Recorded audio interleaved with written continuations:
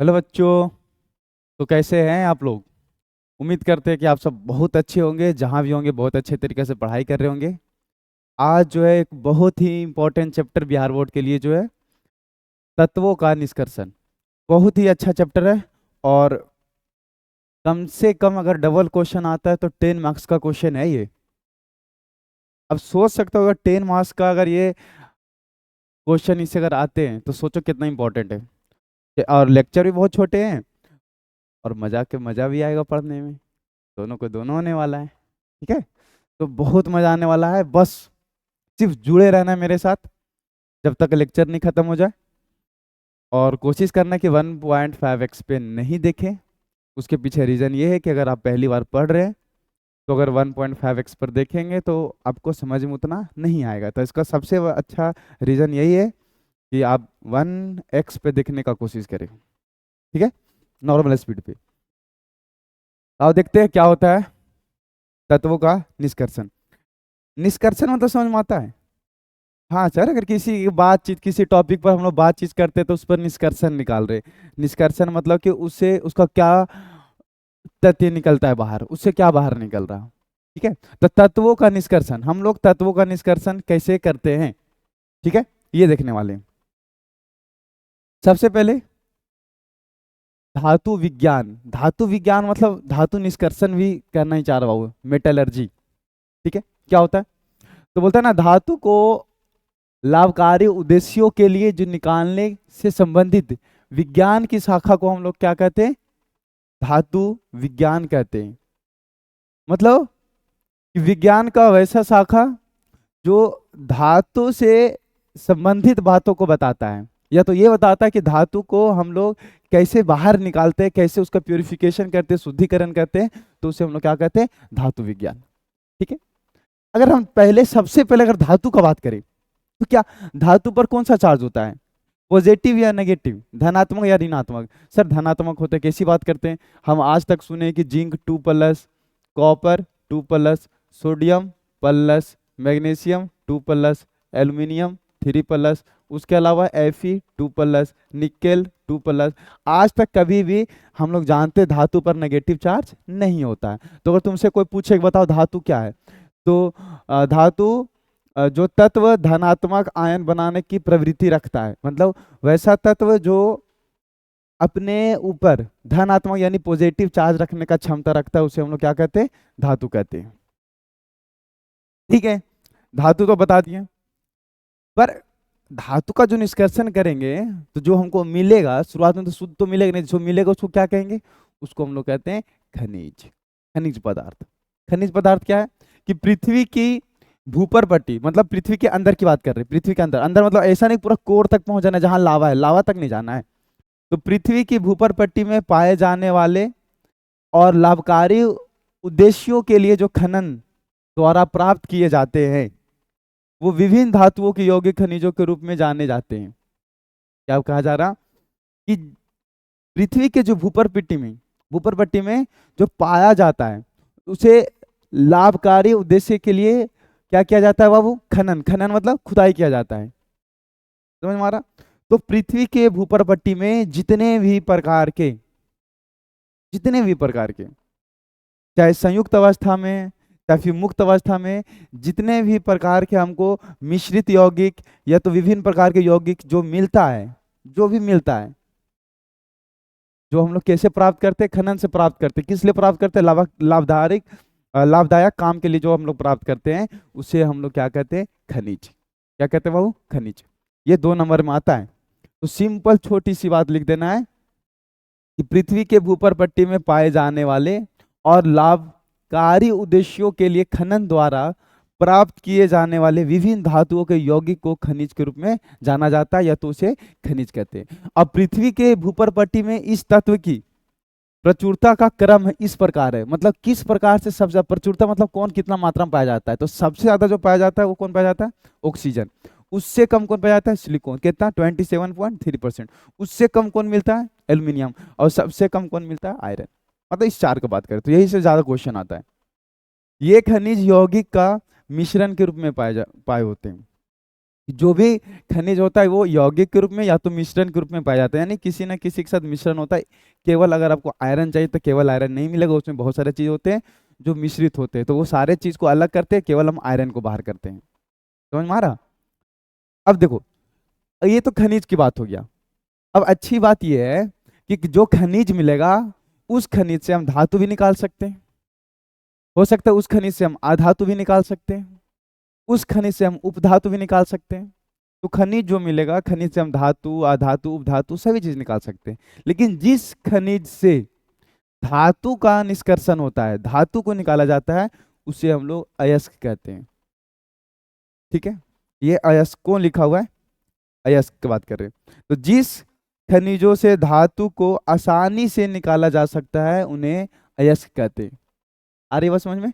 तो जिस धातु से हम लोग क्या निकालते बाबू, आसानी से क्या निकालते, धातु को निकालते, उसे क्या कहेंगे? अयस्क। ठीक है, देखो अयस्क दो प्रकार का होता है। हम बताते कौन सा दो प्रकार का होता है। एक अयस्क संयुक्त अवस्था में पाया जाएगा, संयुक्त मतलब किसी न किसी के साथ जुड़ा हुआ होगा। और एक अयस्क जो होता है वो मुक्त अवस्था में पाया जाता है। तो यहाँ लिखने के लिए भूल गया, और कुछ इंपॉर्टेंट भी नहीं है। एक संयुक्त अवस्था में, दूसरा मुक्त अवस्था में। संयुक्त मतलब जुड़ा हुआ अवस्था में, मुक्त मतलब फ्री अवस्था में पाया जाएगा। अब देखो, ये तो अयस्क हो गया। उसके अलावा हम लोग ये पढ़ते हैं कि गैंग या मैट्रिक्स क्या होता है। तो अयस्क में मौजूद अशुद्धियां को गैंग या मैट्रिक्स कहा जाता है। अब जैसे मान के चलो हम जमीन के अंदर से ओल बाहर निकाल रहे हैं, तो ओल मेरे लिए मान लो धातु है। ठीक है, तो हमको तो सिर्फ ओल से मतलब, यानी सिर्फ धातु से मतलब है। लेकिन जब बाहर निकाले थे तो उसके साथ बहुत सारे मिट्टी वगैरह आया था, जो कि वो अशुद्धि था, तो उसको बाहर कर देते हैं हम लोग। तो जो मिट्टी है उसको हम लोग बोलेंगे गैंग या तो फिर मैट्रिक्स।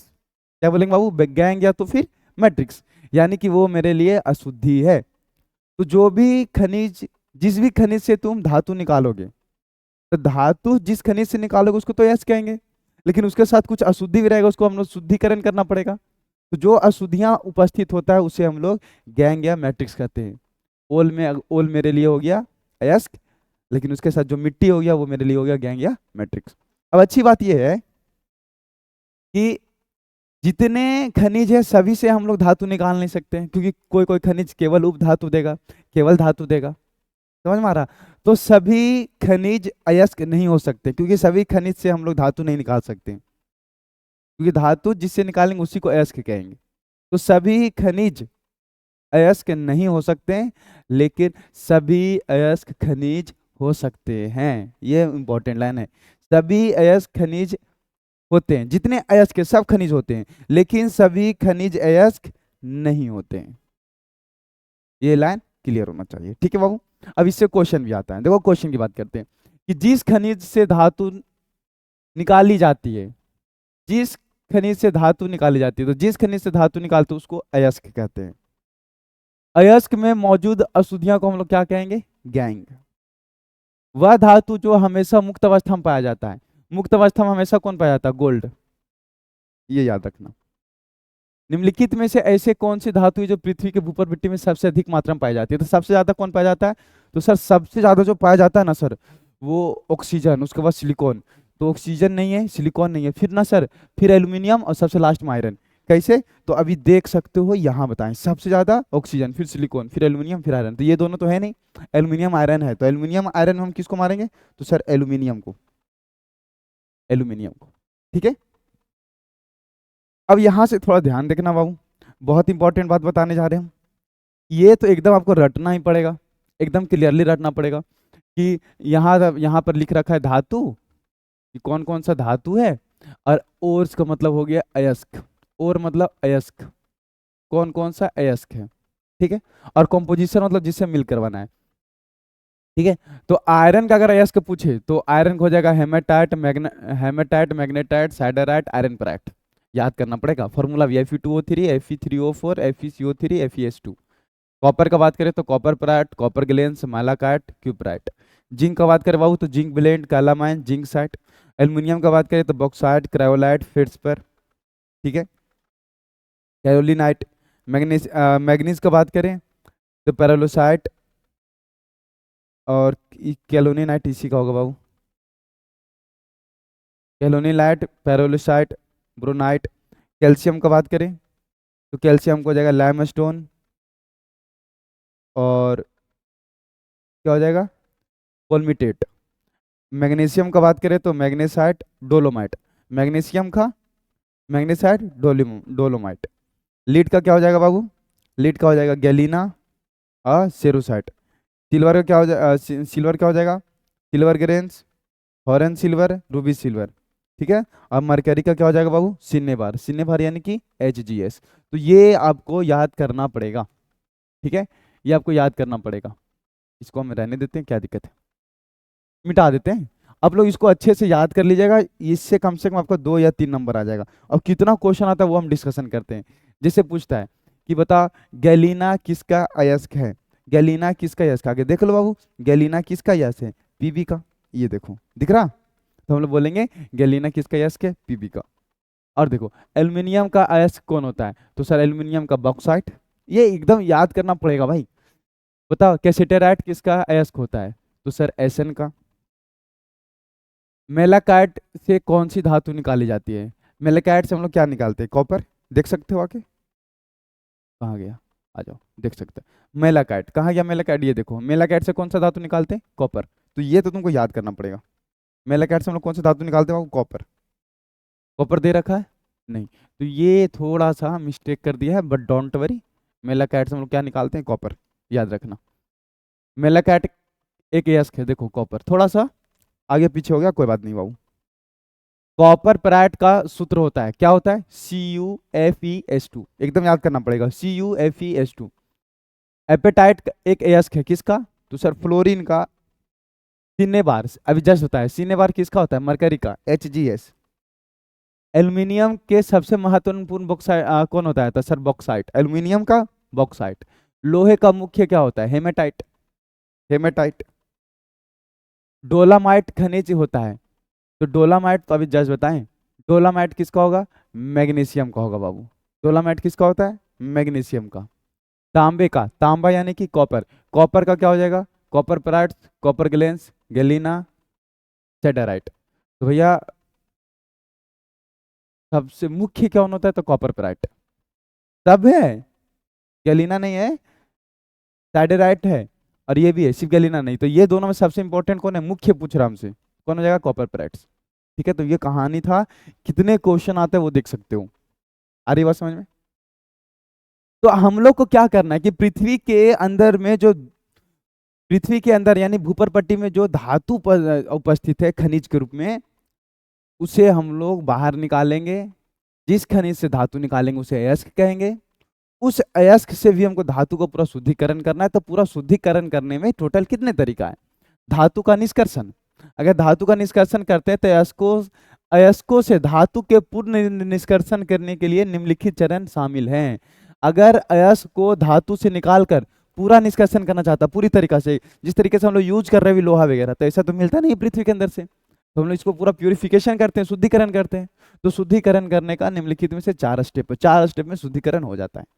सबसे पहला स्टेप क्या है, बस यही 4 पढ़ोगे चैप्टर खत्म। सबसे पहला क्या है कि अयस्कों की सांद्रता में वृद्धि, कि सबसे पहले जो भी अयस्क मिलेगा उसका सांद्रता बढ़ाएंगे, उसका मात्रा बढ़ाएंगे। ठीक है, फिर जब मात्रा बढ़ जाएगा तब उस सांद्रित अयस्क को किस में चेंज किया जाएगा, ऑक्साइड में रूपांतरण किया जाता है, ऑक्साइड में परिवर्तन किया जाता है। आ रही बात समझ में। सांद्रित अयस्क का जब मात्रा बढ़ जाएगा तो उसको किस में चेंज करेंगे, ऑक्साइड में। ऑक्साइड में चेंज हो जाएगा तो उसको अब चयन करवा देंगे किस में, धातु में। किस में चेंज कर देंगे, धातु में। अभी भी धातु शुद्ध नहीं हुआ है, तो उस धातु को दोबारा हम क्या करवा देंगे, शुद्धिकरण। सबसे पहले जो भी अयस्क मिलेगा उसका मात्रा बढ़ाएंगे, हटाओ थोड़ा जो भी धूल कण वगैरह है उसको पहले हटाते हैं, जो भी थोड़ा बहुत साफ हो सकता है। जब हो जाएगा तो उसको किस में चेंज कर देंगे, ऑक्साइड में। जब ऑक्साइड में उसको चेंज कर देंगे तो ऑक्साइड में चेंज करने के बाद फिर उसको हम लोग किस में चेंज कर देंगे, धातु में। अभी भी धातु शुद्ध नहीं हुआ है, तो लास्ट में हम लोग क्या करेंगे, शुद्धिकरण करेंगे। आ रही है बात समझ में, बोलो कोई दिक्कत। अब भाई अब हम लोग एक एक करके पढ़ते हैं कि सांद्रण बढ़ाने का कितना तरीका, फिर सांद्रण बढ़ जाएगा तो उसको ऑक्साइड में चेंज करने का कितना तरीका, ऑक्साइड में आ जाएगा तो फिर धातु में चेंज करने का कितना तरीका, फिर धातु को शुद्धिकरण करने का कितना तरीका, चैप्टर खत्म। अब जैसे कि अयस्कों की सांद्रता में वृद्धि, हम चाहते हैं कि अयस्क की सांद्रता में वृद्धि करें, अयस्क की सांद्रण को बढ़ाएं। कैसे बढ़ा सकते हैं? तो अयस्क को सांद्रता बढ़ाने का दो तरीका, एक भौतिक विधि और एक रासायनिक विधि। हम पहले भौतिक विधि का बात करते हैं। भौतिक विधि, इसमें क्या लिखा गया वो हम बताते हैं। जैसे कि सबसे पहला जो लिखा गया है वो ग्रेविटी सेपरेशन, यानी गुरुत्वाकर्षण पृथक्करण द्वारा। गुरुत्वाकर्षण पृथक्करण द्वारा कैसे कर सकते हैं? जैसे कि गुरुत्वाकर्षण किस पर निर्भर करता है? घनत्व पर। जिसका घनत्व ज्यादा होता है उस पर गुरुत्वाकर्षण ज्यादा लगता है, जिस पर घनत्व कम होता है उस पर गुरुत्वाकर्षण कम होता है। वरना फिर गुरुत्वाकर्षण नहीं तो फिर ऐसा भी समझ सकते हो, डेंसिटी पर, घनत्व पर। जैसे कि मान के चलो हम लोग गेहूं धोते हैं, तो जो भी छोकला वगैरह छिलका वगैरह जो भी होता है गेहूं धोते हैं तो वो तो ऊपर रह जाता है। अब गेहूं भारी होने की वजह से क्या हो जाता है? नीचे बैठ जाता है। हाँ सर, बात तो सही है। अब फिर क्या करते हैं? पानी को बिक देते हैं तो छिलका पानी के साथ में बाहर हो जाता है और गेहूं जो भी रहता है नीचे बैठ जाता है। तो अगर मान लो कि कोई कोई खनिज है जिससे धातु निकल रहा, तो लेकिन जो जिस खनिज से हम धातु निकालेंगे उसको अयस्क कहेंगे। तो उस अयस्क में ये हमको पता चल रहा कि जो धातु है वो पानी की तुलना में ज्यादा वजन है, मतलब तो डूब जाएगा। लेकिन उसके साथ जो अशुद्धि है वो थोड़ा हल्का है पानी की तुलना में, ये तो पानी के ऊपर रह जाएगा।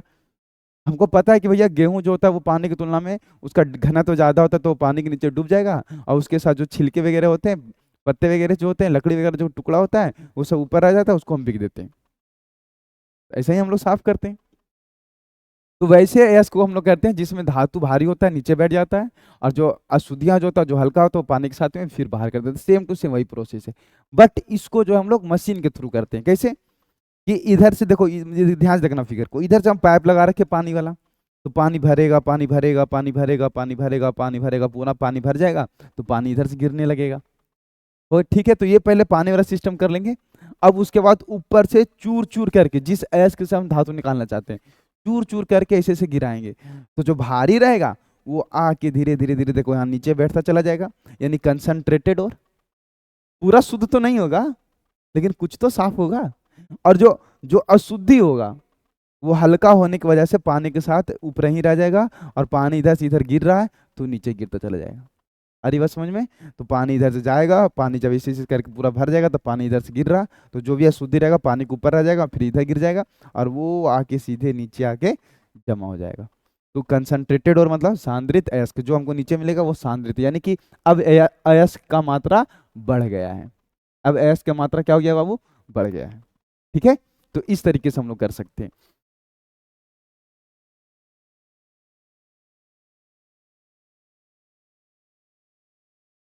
ठीक है, तो बोलता है ना, अयस्कों के सांद्रता की यह विधि अयस्क और गैंग कणों के विशिष्ट गुरुत्व के अंतर पर आधारित है। गुरुत्व मतलब गुरुत्वाकर्षण की बात कर रहा है, किस पर गुरुत्वाकर्षण ज्यादा लगेगा? तो ये घनत्व ज्यादा होने घनत्व ज्यादा होने का इस पर गुरुत्वाकर्षण ज्यादा लग रहा और वो बाहर चला जा रहा है। ठीक है, तो ये अयस्क और गैंग, जो अयस्क और गैंग के विशिष्ट गुरुत्व के अंतर पर आधारित है। कि पीसे हुए अयस्क को बहते पानी के धारा में मिलाया जाता है, कि जो तुम चूर चूर करके उसको फिर पीछे बहते हुए धारा के साथ मिलाया जाता है, और हल्के गंध कण, जो गंदा कण होता है, बहते पानी के साथ बह जाता है और भारी अयस्क कण के नीचे आके बैठ जाता है।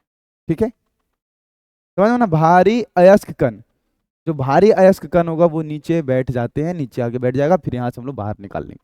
तो जो बात समझाए वही बात बहुत अच्छे तरीका से यहाँ पर लिखा गया है। तो पहला तरीका तो ये है, इससे हम लोग मात्रा बढ़ा लेंगे। दूसरा तरीका क्या है? झाग प्लवन प्रक्रिया।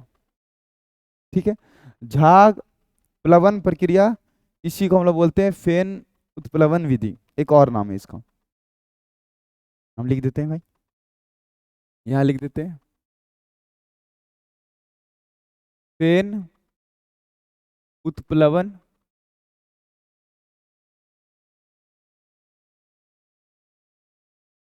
फेन। अरे भाई क्यों ऐसे लिखा रहे हो यार, ठंड ज्यादा है आज।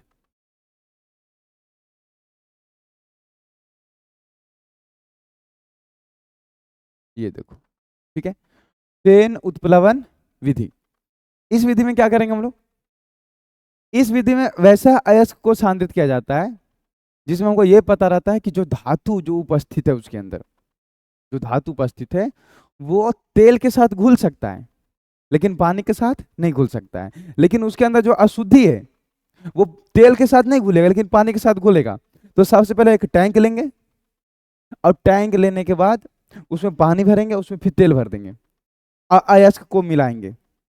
तो जो जो धातु होगा वो तो तेल के साथ घुल जाएगा,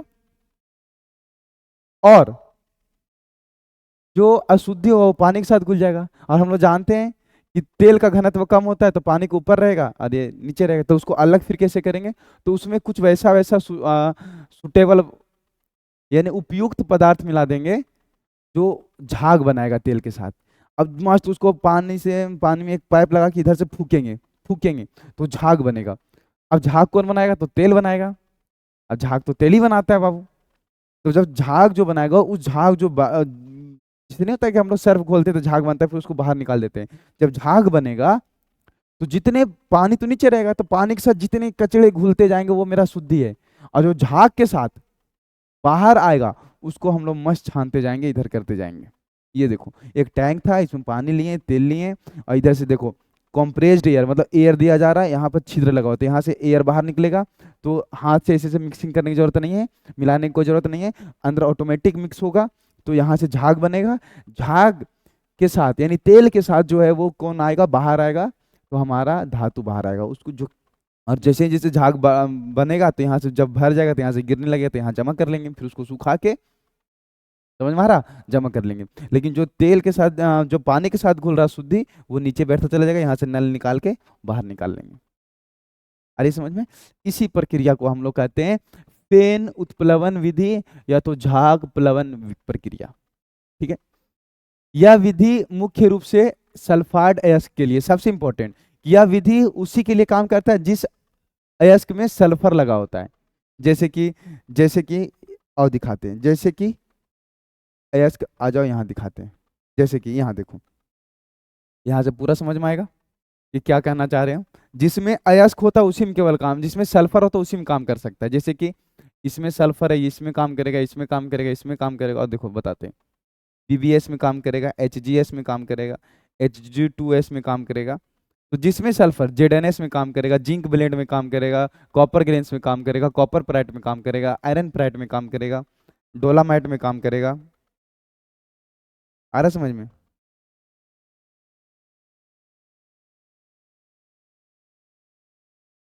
डोलामाइट नहीं है, गैलीना है, सॉरी, गैलीना में काम करेगा। तो ये सब में काम करेगा बाबू। ठीक है, तो ये केवल और केवल सल्फाइड अयस्क के लिए है। ये हो गया। तो यह विधि मुख्य रूप से सल्फाइड अयस्क के लिए, सल्फाइड अयस्क के लिए है।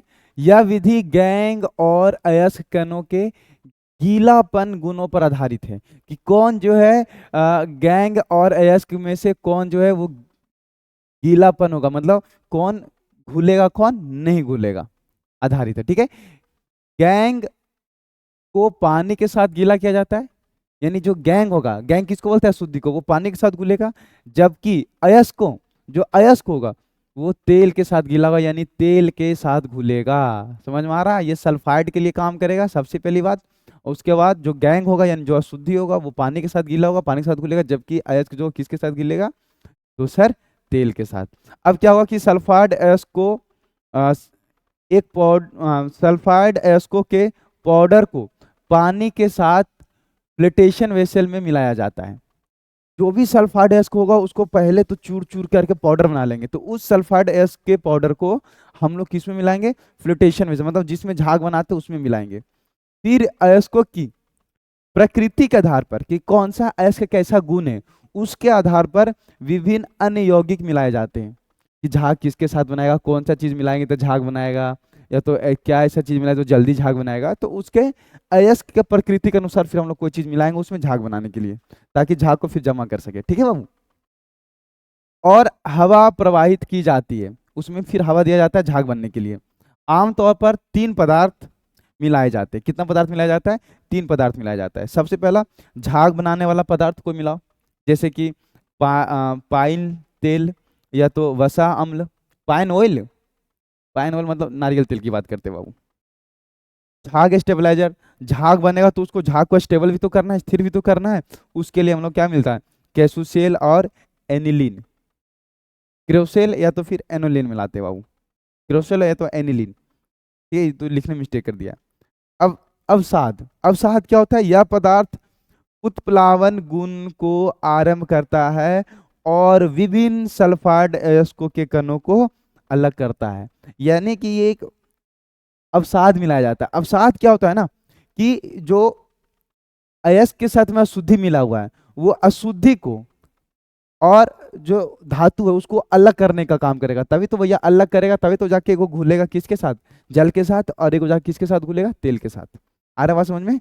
तो ये कहानी है फेन उत्प्लवन विधि, और आप लोग को 2 नंबर में आता है कि बताइए फेन उत्प्लवन विधि में कौन से अयस्क को सांद्रित किया जाता है, उसको सांद्रण बढ़ाया जाता है, और उसको व्याख्या करें। तो व्याख्या करने का सिंपल तरीका है, फिगर तो एकदम बनाना ही पड़ेगा।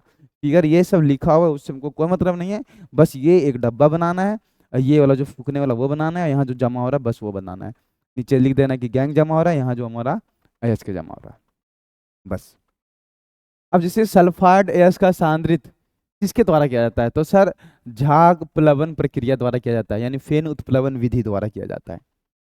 सल्फाइड अयस्क को सांद्रित किया जाता है, सल्फाइड झाग प्लवन विधि प्रक्रिया। ऐसे क्वेश्चन ऐसे सब पूछते नहीं, इतना आसान आसान बार बार पूछते रहता है।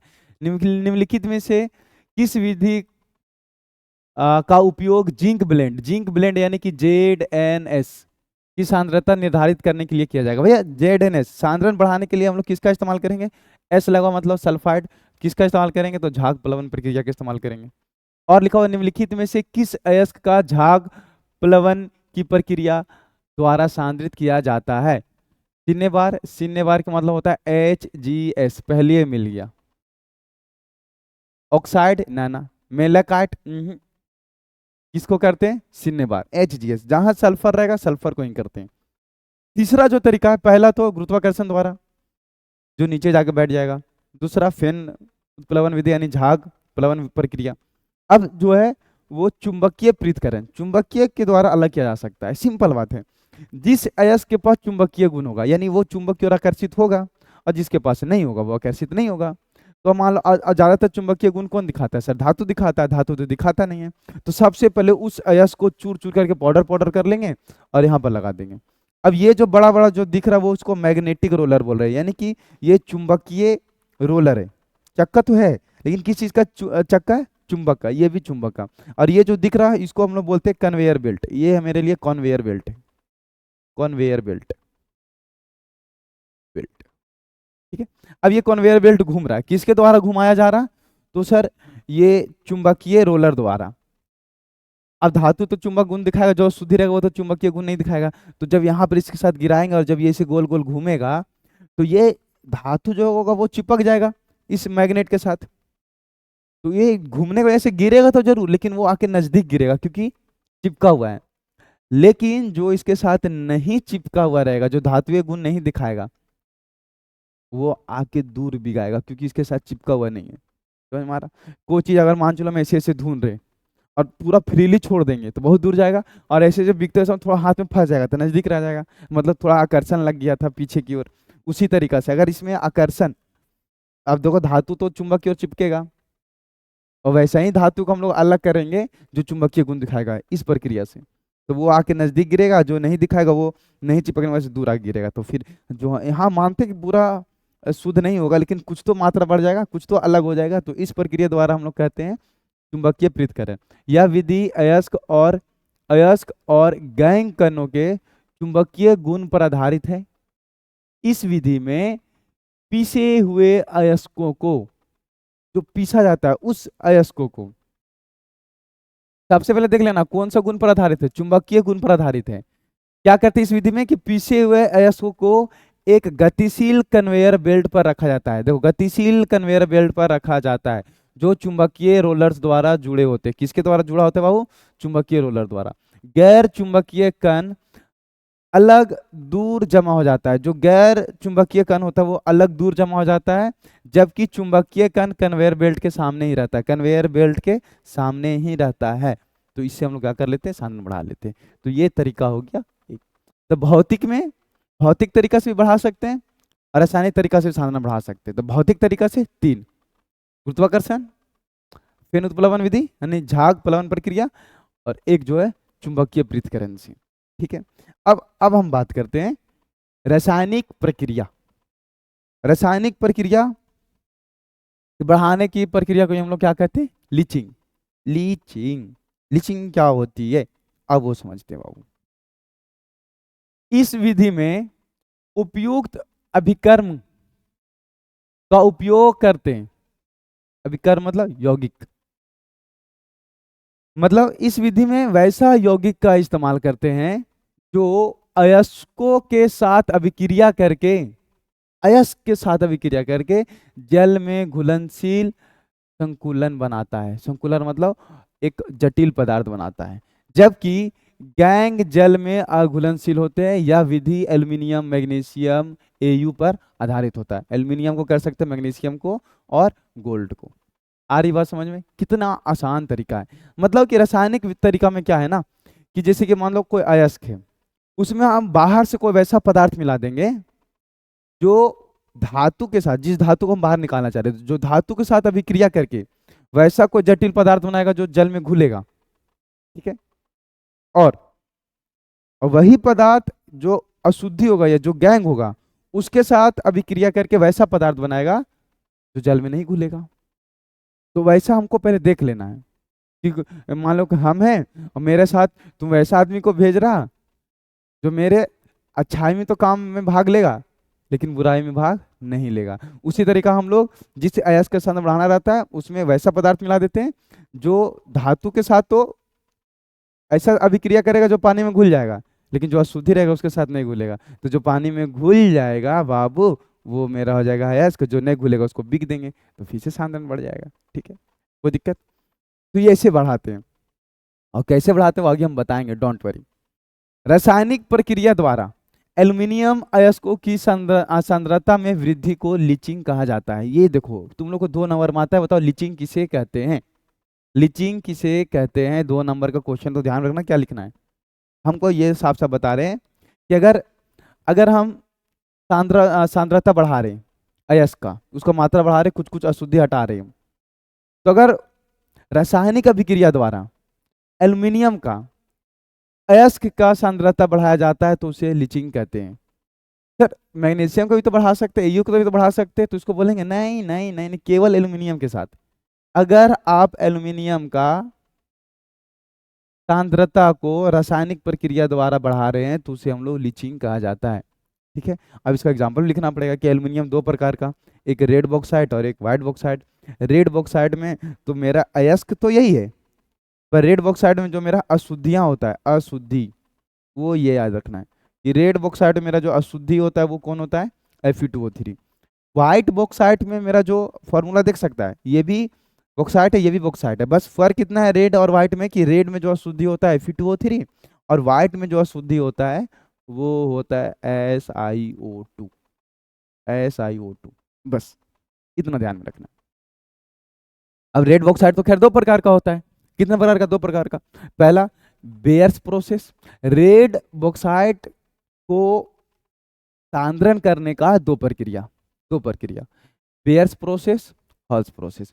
बेयर्स प्रोसेस क्या है कि बेयर्स प्रोसेस में नहीं बोले कि कोई वैसा पदार्थ मिलाते हैं जो धातु के साथ अभिक्रिया करके क्या बना लेगा, एक जल में घुलनशील पदार्थ बनाएगा, लेकिन गैंग के साथ नहीं बनाएगा। तो हम लोग बेयर्स प्रक्रिया में सोडियम हाइड्रोक्साइड का इस्तेमाल करते हैं। इससे क्या होता है ना, इससे क्या होता है, ये Al2O3.2H2, ये तो खैर मेरा क्या है, अयस्क है, ये मेरा अयस्क है। ठीक है, अयस्क के साथ क्या मिला दिए, NaOH, तो ये मेरा उपयुक्त पदार्थ है जो एक जटिल पदार्थ बना रहा। जटिल पदार्थ, कैसा जटिल पदार्थ है? जल में घुलनशील, जल में ये घुलेगा, घुलनशील पदार्थ बना लिया। ये देखो बना लिया, और जैसे ही इसको जल के साथ घोलेंगे तो बना लेगा AlOH3, NOH बाहर, फिर से NOH बाहर। लेकिन इसमें हम लोग जानते हैं कि रेड बॉक्साइट में हमारा अशुद्धि क्या उपस्थित होता है, तो सर अशुद्धि जो उपस्थित होता है वो होता है Fe2O3। NOH रिएक्शन करेगा? तो देखो मात्रा बढ़ गया। अब क्या हुआ ना, एक हॉल्स प्रोसेस भी इसको हम लोग कर सकते हैं। हॉल्स प्रक्रिया में क्या होता है ना, उसमें हम लोग सोडियम कार्बोनेट का इस्तेमाल करते हैं। तो जैसे ही Al2O3 को, यानी अयस्क, यही तो मेरा बॉक्साइट है बाबू। तो सर बॉक्साइट का फॉर्मूला तो होता है Al2O3.2H2O होता है बाबू। तो पानी की मात्रा तो सुखा देंगे ना, तो बचेगा कौन, Al2O3। तो ये मेरा बॉक्साइट है। बॉक्साइट को किसके साथ करवा दिए, सोडियम कार्बोनेट। ये मेरे लिए उपयुक्त पदार्थ है। उपयुक्त पदार्थ को मैं क्या बना रहा है, एक जटिल पदार्थ बना रहा, और वैसा जटिल पदार्थ बना रहा जो जल में क्या होगा, घुलनशील होगा। देखो ये एक जटिल पदार्थ बना रहा जो जल में घुलनशील हो, जैसे ही जल में घोलेंगे तो AlOH3, सोडियम कार्बोनेट बाहर। तो क्वेश्चन अगर सिंपल आता है, बताओ बेयर्स प्रक्रिया में कौन सा पदार्थ का इस्तेमाल करते हैं, कौन सा उपयुक्त पदार्थ का इस्तेमाल करते हैं, सोडियम हाइड्रोक्साइड। और होल्स में कौन सा करते हैं, सोडियम कार्बोनेट। और इससे ज्यादा कोई ध्यान में नहीं रखना है बाबू। अब देखो व्हाइट बॉक्साइड में हमारा शुद्धि क्या होता है, SiO2। तो SiO2 को हटाने के सिंपल तरीका, कार्बन प्लस नाइट्रोजन के साथ करवाएंगे। तो अगर ये मेरा अयस्क है, अब यहाँ से हम अशुद्धि हटाना चाह रहे हैं, देखो कैसे हटाएंगे, तो कैसे हटाएंगे इसको। ये हमारे अयस्क है, ठीक है। अब ये मेरे लिए जो होगा उपयुक्त जो है वो पदार्थ है, उपयुक्त पदार्थ। 1800 डिग्री सेल्सियस तक गर्म करेंगे तो कार्बन मोनोऑक्साइड बाहर निकलेगा और बन, देख सकता है, कार्बन और ऑक्सीजन, कार्बन मोनोऑक्साइड बाहर हो जाएगा, 3 मोल है तो 3 मोल बाहर हो जाएगा। और एल्यूमिनियम और नाइट्रोजन है, एल्यूमिनियम नाइट्रेट बनाएगा, ठीक है। एल्यूमिनियम नाइट्रेट बैलेंस नहीं है, बैलेंस कर लीजिएगा, उसमें कोई दिक्कत नहीं है। ये एल्यूमिनियम नाइट्रेट वैसा जटिल पदार्थ बनाया है जो जल में क्या होगा, घुलनशील होगा। जैसे ही जल में घोलेंगे तो बन जाएगा AlOH3। तो यहाँ भी AlOH3 बन रहा, पीछे भी AlOH3 बन रहा था, लेकिन अलग अलग इस्तेमाल कर रहे थे। अब ये इसमें व्हाइट बॉक्साइट में शुद्ध क्या होता है, SiO2। और कार्बन प्लस नाइट्रोजन के साथ करवाएंगे तो कार्बन डाइऑक्साइड बन जाएगा, सिलिकॉन बाहर हो जाएगा, N2 बाहर हो जाएगा, ये सब बाहर हो जाएगा गैस बन के, और ये बच जाएगा। तो हम लोग शुद्धि कर लिए। तो तुम लोग को आता है बताओ है कि एल्यूमिनियम का लीचिंग प्रक्रिया द्वारा रिएक्शन लिखे, तो सिंपल देख लेना ना, कि जब भी आता है तो इसको डिफिनेशन लिखेंगे, ये लिखेंगे, और उसके बाद ये लिखेंगे। और अगर ये है तो ये दोनों में कोई एक लिखना, चाहे दोनों है तो दोनों लिख देना, और ये लिख देना। तो ये है बाबू लीचिंग प्रक्रिया, ठीक है। कि वैसा सुटेबल एजेंट मिला रहे हैं जो जटिल पदार्थ बनाएगा, जो जल के साथ घुल के उसका मात्रा बढ़ जाएगा। बाकी वजह से जो गैंग होगा वो रिएक्शन नहीं करेगा, ठीक है, कोई दिक्कत। और देखो अब बोलता है निम्नलिखित में से कौन सी धातु लीचिंग द्वारा निष्कासित किया जाता है, कौन से धातु को बाहर निकाला जाता है बाबू। लीचिंग द्वारा एल्यूमिनियम को करते हैं, नहीं बधु को, नहीं चांदी को, नहीं सोना। बधु मतलब पीवी का करना चाह रहा भाई, गलती से ऐसा लिख दिया, ठीक है। अब देखना, अब क्या करेंगे हम लोग कि सांद्रण तो बढ़ गया, तो जब सांद्रण बढ़ जाता है तब उस सांद्रित अयस्क को हम लोग को ऑक्साइड में चेंज करना है। ऑक्साइड में, ऑक्साइड में चेंज करने का दो तरीका, सांद्रित अयस्क को ऑक्साइड में रूपांतरण करने का दो तरीका, एक निस्तापन यानी कैल्सिनेशन, और एक भर्जन यानी कि रोस्टिंग। एक निस्तापन है और एक भर्जन है। क्या होता है निस्तापन और भर्जन, अब हम लोग समझते हैं। सबसे पहले हम लोग समझते हैं निस्तापन, कि जो भी अयस्क का सांद्रण बढ़ाए हो उसको गर्म करना है, उसको जितना गर्म कर सकता है गर्म करो। हाँ, हवा के अनुपस्थिति में गर्म करेंगे, और इतना भी गर्म नहीं करेंगे कि पिघला देना है। जैसे ये सांद्रित अयस्क है, इसको हमको ऑक्साइड में चेंज करना है, तो इसको पहले गर्म करेंगे हवा के अनुपस्थिति में, और इतना भी गर्म नहीं करेंगे कि पिघला देंगे, यानी इसका क्वथनांक बिंदु से कम तक गर्म करेंगे। तो जो वाटर होगा, वाटर वो सूख जाएगा, बच जाएगा Al2O3। मतलब हाइड्रेटेड जो होगा वो ऑक्साइड में चेंज हो जाएगा, और जो ऑक्साइड में जो कार्बोनेटेड होगा वो ऑक्साइड और कार्बन डाइऑक्साइड दोनों देगा। देख सकते हो, जब सांद्रित अयस्क को हवा के अनुपस्थिति में उनके गलनांक बिंदु से नीचे यानी उसके उससे कम गर्म किया जाता है तो हाइड्रेटेड अयस्क, हाइड्रेटेड मतलब वाटर, हाइड्रेटेड अयस्क ऑक्साइड रूप में परिवर्तन हो जाता है। किस में परिवर्तन हो जाता है वो, ऑक्साइड रूप में परिवर्तन हो जाता है। देखो हाइड्रेटेड मतलब वाटर, जैसे ही इसको गर्म करेंगे, गर्म करेंगे तो गर्म करने पर पानी सूख जाएगा, बच कौन जाएगा, Al2O3। देखो एल्यूमिनियम ऑक्साइड में चेंज हो गया, Fe2O3। जैसे ही इसको सांद्रण करेंगे, सांद्रण करेंगे, और उसको जैसे ही फिर ऑक्साइड में चेंज करने के लिए हवा की अनुपस्थिति में गर्म करेंगे तो पानी सूख जाएगा, बच कौन जाएगा, Fe2O3। देखो ऑक्साइड में चेंज हो गया, ठीक है। और आगे पढ़ के दिखाते हैं। जबकि कार्बोनेटेड अयस्क, अगर कोई अयस्क कार्बोनेटेड मतलब CO3 रखा है तो कार्बन डाइऑक्साइड और ऑक्साइड रूप में परिवर्तन होता है। कार्बन डाइऑक्साइड और ऑक्साइड दोनों बनाएगा। जैसे इसको गर्म करेंगे तो ये क्या बनाएगा, कैल्शियम ऑक्साइड और प्लस में कार्बन डाइऑक्साइड। देखो पहले कार्बन डाइऑक्साइड बाहर निकल जाएगा, एक ऑक्सीजन यहाँ, कार्बन डाइऑक्साइड बाहर, हो गया 2 और 1 3। इसको करेंगे तो FeO फेरस ऑक्साइड और प्लस में CO2 बाहर हो जाएगा। बोलो कोई दिक्कत?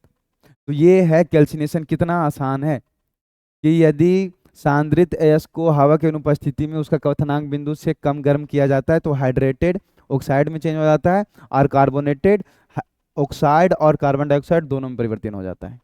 यही है कैल्सिनेशन। तो हम लोग क्या किए कि सबसे पहले अयस्क बढ़ाएं, अब उस अयस्क को किस में चेंज कर रहे हैं, ऑक्साइड में, फिर ऑक्साइड से किस में चेंज करेंगे, धातु में, और फिर धातु का करेंगे शुद्धिकरण, बन गया। ठीक है, तो सबसे पहले ऑक्साइड में चेंज करने का 2 तरीका, एक कैल्सिनेशन और दूसरा क्या है बाबू, रोस्टिंग, भर्जन। भर्जन जस्ट उसका उल्टा है, उसको हवा की अनुपस्थिति में गर्म कर रहे थे क्वथनांक बिंदु से कम तक, इसको हवा की उपस्थिति में गर्म करेंगे, क्वथनांक बिंदु से कम तक ही गर्म करेंगे। क्या लिखा हुआ है कि जब सांद्रित अयस्क को वायु के उपस्थिति में, अनुपस्थिति नहीं उपस्थिति में, उनके गलनांक बिंदु से नीचे मतलब उससे कम तापमान पर गर्म किया जाता है तो सल्फाइड अयस्क, जिस तरीका से फेन उत्प्लवन विधि झाग प्लवन प्रक्रिया केवल और केवल सल्फाइड के लिए था, ठीक उसी प्रकार रोस्टिंग यानी कि भर्जन भी केवल और केवल सल्फाइड अयस्क के लिए है। तो वो सल्फाइड अयस्क को ऑक्साइड रूप में परिवर्तन कर जाता है, केवल सल्फाइड अयस्क को ऑक्साइड में परिवर्तन करेगा, ऑक्साइड में तो करेगा पर केवल सल्फर को। जैसे कि ZnS है, इसको O2 के साथ करवा देंगे तो क्या हो जाएगा, जिंक ऑक्साइड और प्लस में SO2 बाहर। देख सकते हो 2 और 1 3, यहाँ से 2 2 कट जाएगा तो 3 ऑक्सीजन। हम बैलेंस करके पहले से रखें। PbS के साथ करवाएंगे तो क्या बनाएगा, लीड ऑक्साइड और प्लस में SO2 बाहर निकल जाएगा। इसके साथ करवाएंगे तो HgO और साथ में यहाँ से बाहर हो जाएगा SO2, ये रह जाएगा। ठीक है, बोलो कोई दिक्कत? तो ये हो गया भाई केवल सल्फाइड को चेंज करने का तरीका, और सबके सब बैलेंस भी है। अब इसे लोहे का मुख्य अयस्क पूछ रहा, ओहो ये तो क्वेश्चन यहाँ होना नहीं चाहिए, लेकिन हम लोग जानते हैं लोहा का मुख्य अयस्क क्या होता है, हेमेटाइट, हम लोग पढ़ भी चुके थे। धातु के अयस्क को हवा के उपस्थिति, अनुपस्थिति नहीं उपस्थिति, उपस्थिति मतलब भर्जन में उसका गलनांक बिंदु से कम तापमान पर गर्म किया जाता है तो उस प्रक्रिया को हम लोग क्या कहते हैं बाबू, भर्जन कहते हैं। ठीक है, अब आता है धातु का अपचयन, यानी कि जो भी हम लोग सांद्रण बढ़ाएं फिर उसको ऑक्साइड में परिवर्तन किए, अब उस ऑक्साइड को हम लोग धातु में कैसे परिवर्तन करेंगे, तो धातु का अपचयन। तो धातु में सबसे पहले चेंज करने का प्रक्रिया आता है प्रगलन प्रक्रिया। प्रगलन, प्रगलन का मतलब होता है ना टेम्परेचर देके पिघला देना, तो उसको बोलते हैं प्रगलन प्रक्रिया। कार्बन के साथ अपचयन, इसको जो हम लोग अपचयन करवाएंगे धातु में किसके साथ करवाएंगे बाबू, कार्बन के साथ में करवाएंगे। देखो पढ़ना बहुत जरूरी है, अब जितना अच्छे तरीके से पढ़ा रहे उतना थोड़ा मेहनत भी करना पड़ेगा, मेहनत करेगा तब किसी को तुम बोल सकता है। देखो हम सिर्फ इसमें 2 ही लाइन करना चाहेंगे, अगर इतना मेहनत करो, इतना मेहनत करो भाई कि मतलब क्या ही बोले, इसमें सिर्फ 2 लाइन शायरी बोल सकते हैं, बोल दूं? चलो बोल देते हैं, आप लोग लग रहा है सर बोलना है तो बोल दीजिए। तो हम इस पर मात्र 2 ही लाइन कहना चाहेंगे कि मेरा हर रात तेरे हर रात से अच्छा होगी, मेरा हर रात तेरे हर रात से अच्छा होगा, मेरे हर बात तेरे हर लफ्ज से अच्छा होगा, यकीन नहीं तो कभी आजमा के देख लेना, मेरा महफिल भी तेरी बारात से अच्छा होगा। ठीक है, हाँ तो हमारा महफिल, चलो आ जाओ। सर इसको हम लोग कैसे चेंज करेंगे, सुना ध्यान से। कार्बन के साथ सबसे पहले देखना क्या करेंगे कि उस ऑक्साइड को कैसे चेंज करेंगे हम लोग धातु में, जो ऑक्साइड बना लिए। तो कार्बन के साथ तीव्र तापमान मतलब अधिक तापमान पर, तो कार्बन के साथ तीव्र तापमान देकर, ज्यादा तापमान देकर धातु ऑक्साइड को धातु में अपचयित करने के लिए प्रक्रिया को हम लोग प्रगलन कहते हैं।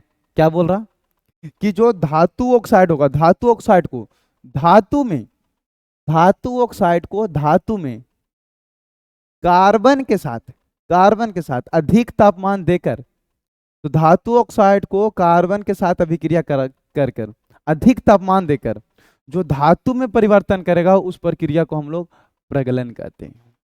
आ रहा है समझ में कि ये मेरा धातु ऑक्साइड है, इसको इसमें कार्बन मिलाएंगे और कार्बन के साथ देखकर गर्म कर देंगे तो वो किस में चेंज हो जाएगा, धातु में।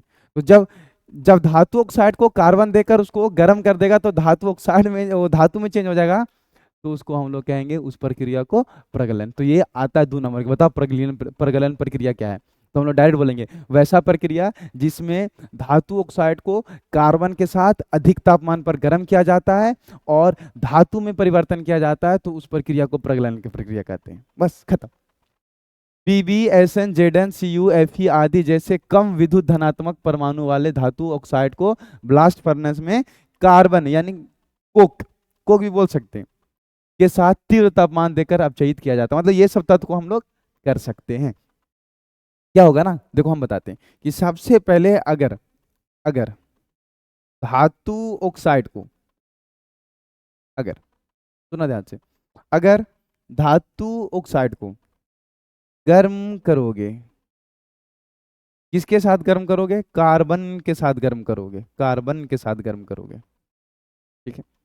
तो अगर धातु ऑक्साइड को कार्बन के साथ गर्म करोगे और उसमें अगर कुछ फ्लक्स मिलाते हो, फ्लक्स फ्लक्स को फ्लक्सी कहते हैं, और हीट कर दोगे, तब क्या हो जाएगा कि ये चेंज हो जाएगा धातु में। धातु ऑक्साइड किस में चेंज हो जाएगा बाबू, कार्बन के साथ मिलाकर फ्लक्स। फ्लक्स मतलब कुछ वैसा पदार्थ मिलाते हैं जो मान के चलो पिघल नहीं रहा, तो पिघलाने के लिए हम लोग क्या करेंगे, वैसा पदार्थ मिला देंगे जो उसका मेल्टिंग बॉइलिंग पॉइंट को क्या कर देगा, कम कर देगा।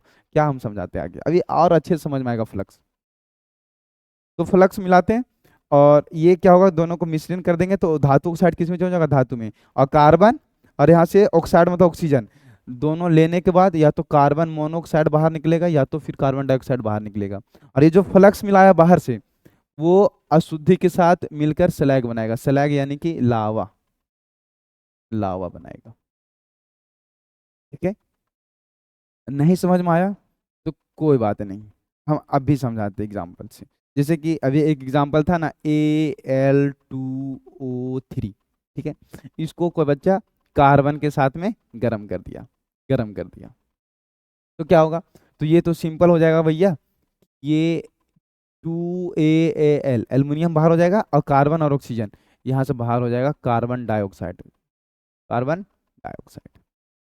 तो सर यहाँ तो sorry sorry sorry carbon monoxide बाहर होगा बाबू, कार्बन डाइऑक्साइड नहीं, कार्बन मोनोऑक्साइड। सर यहाँ तो ऑक्सीजन 3 है, यहाँ तो एक ही बार हो रहा, तो कोई बात नहीं है, यहाँ पर हम 3 ले लेंगे तो 3 ऑक्सीजन हो गया। यहाँ पर भी हम कितना ले लेंगे, 3, ये देखो, और नहीं तो 3 कार्बन हो गया। कि जब ऑक्साइड को, धातु ऑक्साइड को कार्बन के साथ गर्म कर दिए तो देखो धातु में चेंज हो गया, धातु ऑक्साइड धातु में चेंज हो गया। धातु ऑक्साइड देख सकते हो, धातु ऑक्साइड किस में चेंज हो गया बाबू, धातु में। किसके द्वारा कर रहे हैं, कार्बन के मिलाने के बाद गर्म किया जा रहा है। तो धातु ऑक्साइड को कार्बन के साथ अभिक्रिया करके अधिक तापमान पर गर्म करके जो धातु में चेंज कर रहे हैं, इसी प्रक्रिया को हम लोग प्रगलन प्रक्रिया कहते हैं। इसी को भी तुम कर सकते हो, कोई दिक्कत नहीं। जैसे मान लो जिंक ऑक्साइड है, जिंक ऑक्साइड, इसको को कार्बन के साथ गर्म कर दिया, अभी अभी ये सब कुछ चेंज किए थे ना हम, देख सकते हो, देखो ये सब कुछ चेंज किए थे ना ऑक्साइड में, इस ऑक्साइड को किस में चेंज कर रहे हैं, धातु में। ये देखो, ये देखो कार्बन के साथ जैसे ही करेगा तो ये बन जाएगा जिंक और साथ में कार्बन मोनोऑक्साइड बाहर। हर बात समझ। अगर अगर अगर कोई PbO रह जाए जैसे ऐसे, और उसको हम कार्बन को कार्बन मोनोऑक्साइड के साथ कर दे, मतलब एक स्टेप और बढ़ जाए, तो अब ये क्या हो जाएगा कि Pb धातु बना देगा, सॉरी PD लिख दिए, PD भी हो सकता है, लेकिन PbO का बात कर रहे तो PbO की बात करते हैं, तो Pb तो बना देगा लेकिन साथ में बाहर क्या निकाल देगा, CO2 गैस, कार्बन CO और एक यहाँ से ऑक्सीजन CO2 गैस बाहर। तो इस प्रक्रिया को हम लोग कहते हैं प्रगलन प्रक्रिया। और देखते हैं कि प्रगलन प्रक्रिया में धातु ऑक्साइड का अपचयन शामिल होता है, किसके द्वारा करवाया जाता है, तो सर कार्बन के द्वारा कराया जाता है। अब आते हैं फ्लक्स और लैग यानी कि लावा क्या होता है। देखो यहाँ पर इस्तेमाल किया ना फ्लक्स, फ्लक्स और स्लैग यानी कि लावा क्या होता है। जैसे देखो Al2O3, सुना ध्यान से, Al2O3 को हम इसको गर्म करेंगे, पिघलाएंगे, तब जाके ये चेंज होगा। अब ये मान लो कि 2050 डिग्री सेल्सियस में पिघल रहा है। अब उतना ज्यादा टेम्परेचर देंगे तो बहुत दिक्कत है, तो इसका उतना उतना टेम्परेचर कौन देता रहेगा? तो वैसा पदार्थ को मिला देते हैं जो इसका गलनांक बिंदु को कम कर देता है। समझ में आ रहा है? जैसे मान लो किसी का शादी ब्याह लगता है, लड़का वाला डिमांड कर रहा है कि नहीं हम 10 लाख लेंगे, 20 लाख लेंगे, वैसा रिश्तेदार उठा के ले जाओ तो सीधे 20 लाख से आ जाए 4 लाख पे, 5 लाख पे, 7 लाख पे, हो गया। अरे आ रही है समझ में? हाँ। तो जो तुम आदमी लाया है ना, उसका डिमांड को कम करने के लिए, उसका गलनांक बिंदु को कम करने के लिए, उसे हम लोग कहते हैं फ्लक्स। अब जो आदमी था और जो डिमांड कर रहा था, जो दोनों के बीच में जो संबंध है, उसको हम लोग क्या कहेंगे? स्लैग।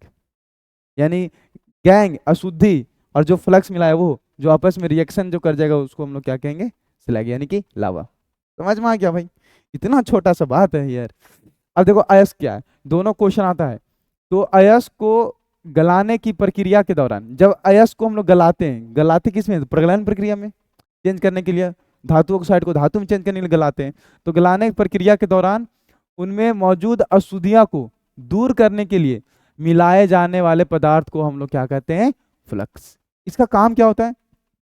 फ्लक्स वे पदार्थ होते हैं जिनमें अविघटनीय, अविघटनीय मतलब जो घटित नहीं होता है, जो मतलब जिसका मेल्टिंग बॉइलिंग जो मेल्ट नहीं होता, पिघलता नहीं है, उसको हम लोग बोलते हैं अविघटनीय, मतलब जो घटित नहीं हो रहा, पिघल नहीं रहा। तो अविघटनीय अशुद्धियां होती है जो बाद में विघटनीय अशुद्धियां में परिवर्तित हो जाता है। ठीक है, कोई दिक्कत? कोई दिक्कत नहीं सर। तो ये हम मान लेते हैं कि ये जो है SiO2 को अयस्क है, या तो ऐसा मान लेते हैं कोई फ्लक्स है, कोई फ्लक्स है, कोई फ्लक्स मिला रहा है किस में? तो FeO कोई अशुद्धि में, ये मेरा अशुद्धि है, अशुद्धि, कोई अशुद्ध है किसी अयस्क में, अशुद्धि के रूप में उपस्थित है ये। और ऐसे इसी मान लेते हैं, हटाओ ना उतना का है। एल्यूमिना में आ जाओ, देखते हैं। हम लोग जानते हैं दो प्रकार के bauxite, red bauxite, white bauxite. तो हम लोग जानते हैं कि भैया व्हाइट बॉक्साइड में अशुद्धि कौन रहता है? SiO2। तो ये मेरे लिए अशुद्धि है। अब इसको हम सोच रहे पिघला रहे हैं तो पिघल ही नहीं रहा। अब पिघल नहीं रहा तो इसको बाहर कैसे करेंगे? धातु को धातु में परिवर्तन कैसे करेंगे? तो उसमें हम FeO मिला देंगे। FeO मेरा क्या है? Flux, flux. अब इसका गलनांक बिंदु को कम कर देगा, और गलनांक बिंदु कम करेगा, फिर गल जाएगा तो बाहर कर देंगे। तो इसको हम लोग बोलेंगे, ये जो नया फ्लक्स और अशुद्धि मिलकर जो नया बनाया उसको बोलेंगे स्लैग। स्लैग यानी कि लावा, लावा। देखो अयस्क में मौजूद अशुद्धि, अयस्क में जो मौजूद रहता है अशुद्धि और फ्लक्स के संयोजन से, संयोजन मतलब मिलन से जो प्राप्त रासायनिक पदार्थ होता है, जो भी रासायनिक पदार्थ प्राप्त होता है, उसे हम लोग स्लैग या क्या कहेंगे? लावा कहते हैं। ठीक है, तो ये भी खत्म हो गया बाबू। तो पहला तरीका तो ऑक्साइड को धातु में चेंज करने का तरीका था, कौन सा? प्रगलन। अभी हम लोग करते हैं दूसरा तरीका। इस टाइम हम सोच रहे कि जितना जल्दी खत्म हो जाए उतना बढ़िया है, और टाइम को ध्यान में रखते हुए खत्म करेंगे बाबू। अभी कितना टाइम हो रहा है? अभी 9:18। कोशिश करेंगे 10 बजे तक खत्म हो जाए, है कि नहीं? बिल्कुल। अब आ जाओ, एल्यूमिनियम थर्माइ थर्मिट प्रक्रिया, या तो एल्यूमिनियम वेल्डिंग प्रक्रिया। एल्युमिनियम थर्माइट प्रक्रिया या तो एल्युमिनियम वेल्डिंग प्रक्रिया। क्या होता है वो देखो। इस प्रक्रिया में धातु के ऑक्साइड को, ठीक है, इस प्रक्रिया में धातु के ऑक्साइड, ध्यान देना, धातु के ऑक्साइड को धातु में परिवर्तित किया जाता है, जिसके लिए उच्च तापमान की आवश्यकता होती है। तो हम लोग जान रहे हैं कि हम लोग पढ़ ही वही रहे कि धातु ऑक्साइड को धातु में चेंज करना है। धातु ऑक्साइड में तो भैया चेंज कर लिए विभाजन के निष्ठापन से, अब उसको हमको चेंज करना है धातु में। तो ये प्रक्रिया तभी काम करेगा जिसका पास तापमान ज़्यादा होता हो। जैसे इस प्रक्रिया में एल्यूमिनियम का उपयोग निम्नलिखित कारण से किया जाता है। उसके कारण दो कारण है। देखो, एल्यूमिनियम ऑक्साइड के प्रति अधिक प्रतिक्रियाशील होता है, मतलब अधिक अभिक्रियाशील होगा, और अधिक अस्थिर धातु ऑक्साइड बनाता है, Al2O3 बनाता है बाबू। ये कहना चाह रहा कि एल्यूमिनियम ऑक्सीजन की ओर बहुत ज्यादा अभिक्रियाशील होगा, और तुरंत जो है वो Al2O3 बनाता है, जो कि बहुत अस्थिर होता है। ये यदि एक बार अभिक्रिया शुरू हो गई तो यह तब तक जारी रहेगी जब तक धातु ऑक्साइड में अपचयित ना हो जाता है। तो इसके लिए हम लोग एक अलग से बना दिए एल्यूमिनियम थर्माइड प्रक्रिया या तो एल्यूमिनियम वेल्डिंग। वेल्डिंग में इसी का प्रक्रिया का इस्तेमाल करते हैं। जैसे कि हम लोग जानते हैं कि Fe, देखो हम दिखाते हैं, Fe2O3 है। अब यहाँ से हमको Fe मतलब आयरन है, आयरन हमको बाहर निकालना है। बस ऑक्साइड को, Fe2O3 आयरन ऑक्साइड है, इसको हमको सिर्फ आयरन में चेंज करना है। तो किसके साथ रिएक्शन करवा देंगे? एल्यूमिनियम के साथ। एल्यूमिनियम के साथ क्या करेगा कि हम लोग जान रहे हैं कि एल्यूमिनियम ज्यादा प्रतिक्रियाशील है, मतलब ज्यादा विक्रियाशील है किसके प्रति? ऑक्साइड के प्रति। तो वो सबसे स्टेबल क्या बना लेगा? Al2O3, यानी कि आयरन को हटाकर खुद यहाँ पर चला जाएगा, तो बन जाएगा Al2O3, और साथ ही साथ 2 आयरन को क्या कर देगा? बाहर कर देगा। ठीक है, तो जैसे ही 2 आयरन को अगर ये बाहर करेगा, तो ये पहले ऑक्साइड में था, आयरन ऑक्साइड था, आयरन ऑक्साइड से किस में चेंज हो गया? आयरन में। हाँ, अभी ये शुद्ध नहीं है, इसको शुद्धिकरण हम लोग करेंगे। ठीक है, कोई दिक्कत? और ये एक बार अभिक्रिया शुरू हो गया तो तब तक होगा जब तक पूरा कंप्लीट ना हो जाता है। तो इस प्रक्रिया से एल्युमिनियम को चेंज करने की, इस प्रक्रिया से आयरन से, आयरन ऑक्साइड से आयरन चेंज करने का, यानी एल्युमिनियम से फिर एल्युमिनियम ऑक्साइड में जाने की प्रक्रिया को हम लोग बोलते हैं एल्युमिनियम थर्माइड प्रक्रिया या तो एल्युमिनियम वेल्डिंग प्रक्रिया। ठीक है, अब देखो एल्युमिनियम थर्माइड प्रक्रिया का उपयोग धातु निष्कर्षण में किया जाता है। तो धातु निष्कर्षण में आयरन का करते हैं, जैसे अभी अभी एल्युमिनियम थर्माइड प्रोसेस से किस धातु का निष्कर्षण कर रहे हैं? आयरन का कर रहे हैं। क्रोमियम का भी कर सकते हैं, Cr2O3, और एल्युमिनियम के साथ करवा देंगे तो क्या बन जाएगा? इसको बाहर कर देगा तो Al2O3, क्योंकि वो एल्युमिनियम ज़्यादा विक्रियाशील ऑक्सीजन के प्रति, तो इसको बाहर कर देगा, साथ में 2 मोल क्रोमियम बाहर हो गया। ठीक है, तो यहाँ आयरन तो दे नहीं रखा है, तो क्या मारेंगे बाबू? क्रोमियम। ठीक है, स्वयं को अपचयन करने की प्रक्रिया, सेल्फ रिडक्शन प्रोसेस, मतलब कुछ कुछ वैसा प्रक्रिया ना जिसमें हमको बाहर से मिला। एक बार बैटरी चेक कर लेते हैं भाई, ऐसा ना हो कि बैटरी लो हो जाए। चलो, बैटरी है, अभी काम करेगी। चलो ठीक है। अच्छा, कई बार ऐसा होता है ना, कई बार ऐसा होता है कि हमको बाहर से कुछ मिलाने की जरूरत नहीं पड़ता है, चाहे एल्यूमिनियम मिला रहे हो, चाहे कार्बन के साथ गर्म करके फिर उसको चेंज करो, कुछ मिलाने की जरूरत नहीं है। कई बार इन लोग खुद अपने आप में थेथरोलॉजी वाला काम करके बोला, अब भाई साहब हम हैं अभी, हम अभी हैं, हम हैं अभी, बिल्कुल हैं अभी। उन लोग कुछ का क्या करेगा कि बिना कुछ मिलाए खुद के साथ स्वयं अपचयन करने की प्रक्रिया, मतलब खुद भाई खुद अपचयन हो जाएगा धातु में। कैसे हो जाएगा वो हम दिखाते हैं। जैसे देखो, पहले पढ़ देते एक बार कि कुछ अधातुओं के यौगिक को बिना किसी उपयुक्त रासायनिक पदार्थ को मिलाए, बिना कोई उपयुक्त पदार्थ, चाहे कार्बन मिला रहे थे पिछला बार में, चाहे एल्यूमिनियम मिला रहे थे, बिना कुछ मिलाए अपचयित किया जाता है, बिना कुछ मिलाए। इस प्रक्रिया द्वारा Pb, Cu, SN आदि अधातु को अपचयन किया जाता है। कैसे कैसे करते हो देखो, इस प्रक्रिया में सांद्रित अयस्क को भर्जन द्वारा धातु ऑक्साइड में परिवर्तित किया जाता है। सबसे पहले सांद्रित अयस्क, सांद्रित अयस्क एक हम ले लेते हैं जिसे कॉपर का ले लेते हैं, जिसे Cu2O अयस्क है, Cu2S, Cu2S। ठीक है, तो Cu2S को भर्जन द्वारा, भर्जन किस में काम करता है? सल्फाइड में। तो इसको जैसे ही हवा के उपस्थिति में, O2 हवा की उपस्थिति में गर्म करते हैं, हवा की उपस्थिति में गर्म करते हैं तो क्या बोलते हैं? भर्जन। हवा की अनुपस्थिति में गर्म करते हैं तो निस्तापन। तो जब कॉपर सल्फाइड को हवा की उपस्थिति में गर्म करेंगे तो ये किस में चेंज हो जाएगा? Cu2O और प्लस में SO2। तो बैलेंस कर लो, ऑक्सीजन कितना हो गया? 2 और 1 3, तो यहाँ पर हम कर देते हैं 3/2, बैलेंस हो गया। तो जब Cu2S से Cu2O में चेंज होता है, तो वही तो बोला, जब सांद्रित है, एस को सांद्रण बढ़ा लिए, जब फेन उत्प्लवन विधि से इसको पहले बढ़ा लेंगे, सांद्रण सांद्रण कर लेंगे, और फिर इसको भर्जन करवा देंगे। तो भर्जन करवाएंगे तो किस में चेंज हो जाएगा? किस में चेंज हो जाएगा? ऑक्साइड में परिवर्तित किया जाता है, तो ऑक्साइड में परिवर्तन हो गया।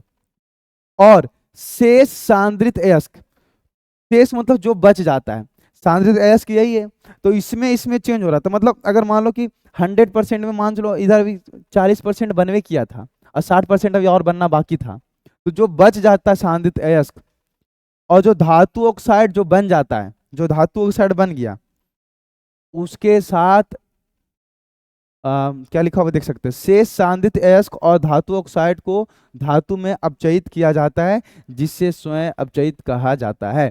क्या सीखने को मिला? सीखने को ये मिला कि जो बच जाता है सांद्रित अयस्क और जो धातु ऑक्साइड बन जाता है, वो दोनों आपस में मिलकर धातु में अपचयित किया जाता है, मतलब खुद बाई खुद अपचयन हो जाता है। तो इस प्रक्रिया को हम लोग क्या बोलते हैं? स्वयं अपचयन प्रक्रिया। समझ में आ रहा? सबसे पहले सांद्रित अयस्क को क्या करवाएं?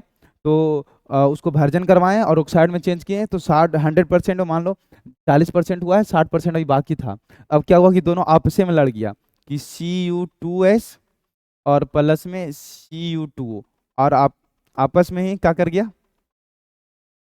आपस में ही कर, कुछ नहीं किए, हम देख सकते हैं कुछ नहीं किया, आपस में लड़ गया। अब देख सकते हो क्या कर लिया कि बना लिया, क्या बना लिया कि दो कॉपर दो कॉपर, टोटल कितना कॉपर?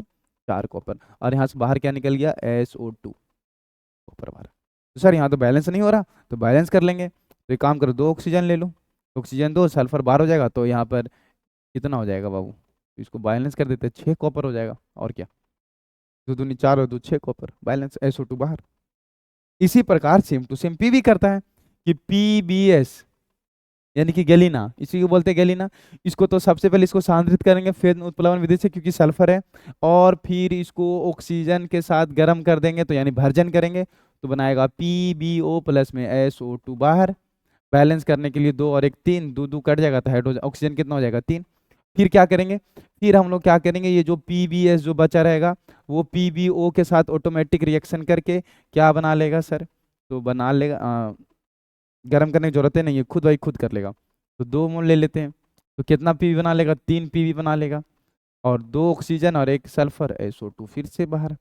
देख सकता है कि धातु ऑक्साइड से धातु में परिवर्तन हो रहा, 6 कॉपर 3 पीवी, तो धातु में तो चेंज हो रहा, पर हम लोग को जरूरत नहीं पड़ रहा, खुद भाई खुद हो रहा, तो उसको हम लोग बोलेंगे स्वयं अपचयन करने की प्रक्रिया। 3 बता दिए हैं, एक प्रगलन, एल्यूमिनियम थर्माइड प्रक्रिया यानी वेल्डिंग प्रक्रिया, और एक खुद से होने वाला प्रक्रिया, एक धातु विस्थापित प्रक्रिया। इसमें क्या ही बोले हम, अगर जैसे कि हम बात करें कॉपर सल्फेट, कॉपर से अधिक अभिक्रिया करने वाला कोई धातु के साथ रिएक्शन करवा दो, तो आसानी से यहां से तुम कॉपर निकाल सकते हो। क्या करेगा कि जिंक ज्यादा विक्रियाशील है, तो जिंक को हटा के कॉपर को हटा कर जिंक खुद चला जाएगा, तो क्या हो जाएगा? जिंक सल्फेट, और यहाँ पर कॉपर बाहर हो जाएगा, देखो धातु बाहर हो गया। तो इसी को हम लोग बोलते हैं विस्थापित प्रक्रिया, कि धातु विस्थापित प्रक्रिया, की एक धातु जो इसको हटाकर खुद वहां पर स्थापित हो रहा है, यानी कि विस्थापित। समझ में आ रहा? इस प्रक्रिया में एक यौगिक के धातु को अत्यधिक विद्युत धनात्मक और अधिक अभिक्रियाशील वाला परमाणु द्वारा विस्थापित किया जाता है, कि उसको हटाकर खुद वहां जाता है, जिस धातु को हम लोग विस्थापित क्या कहते हैं? प्रक्रिया कहा जाता है। ठीक है, तो ये उतना ज्यादा इंपॉर्टेंट नहीं है, लेकिन हम फिर भी बता दिए। उसके अलावा सबसे लास्ट, ऑक्साइड को धातु में चेंज करने का बहुत सारा तरीका होता है, ये सबसे लास्ट तरीका है, और ये भी बहुत ही अच्छा है, मजेदार है, शानदार है, लाजवाब, फर्स्ट क्लास। आ जाओ, इसको हम लोग समझते हैं क्या है सो। ठीक है, जितना जल्दी लेक्चर खत्म हो उतना बढ़िया रहेगा बाबू। इलेक्ट्रोलाइटिक अपचयन, ज्यादा बकवास नहीं इसीलिए करते हैं क्योंकि वन शॉट में ज्यादा बकवास करेंगे तो फिर बेकार हो जाएगा। इलेक्ट्रोलाइटिक अपचयन यानी कि वैद्युत अपघटनी, वैद्युत अपघटनी अपचयन। ठीक है, कि वैद्युत अपघटन से कैसे हम चेंज कर सकते हैं। तो इस प्रक्रिया का उपयोग पहला ग्रुप, दूसरा ग्रुप और एल्युमिनियम जैसे अत्यधिक विद्युत धनात्मक धातुओं के निष्कर्षण के लिए किया जाता है।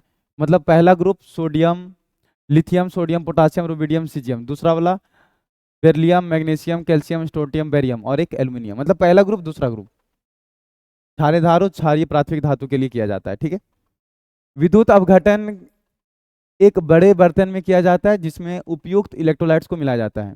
इलेक्ट्रोलाइट्स तो ऐसे भी मिलाएंगे बाबू, तभी तो करेंगे। इससे क्या होता है ना कि मुख्य इलेक्ट्रोलाइट्स के गलनांक कम हो जाएगा। जो जब वैद्युत अपघटन करवाएंगे तो उसमें कुछ बाहर से जो हम लोग उपयुक्त पदार्थ मिलाते हैं, इसलिए मिलाते हैं, अभी समझ में आएगा कि क्या बात कर रहे हैं हम।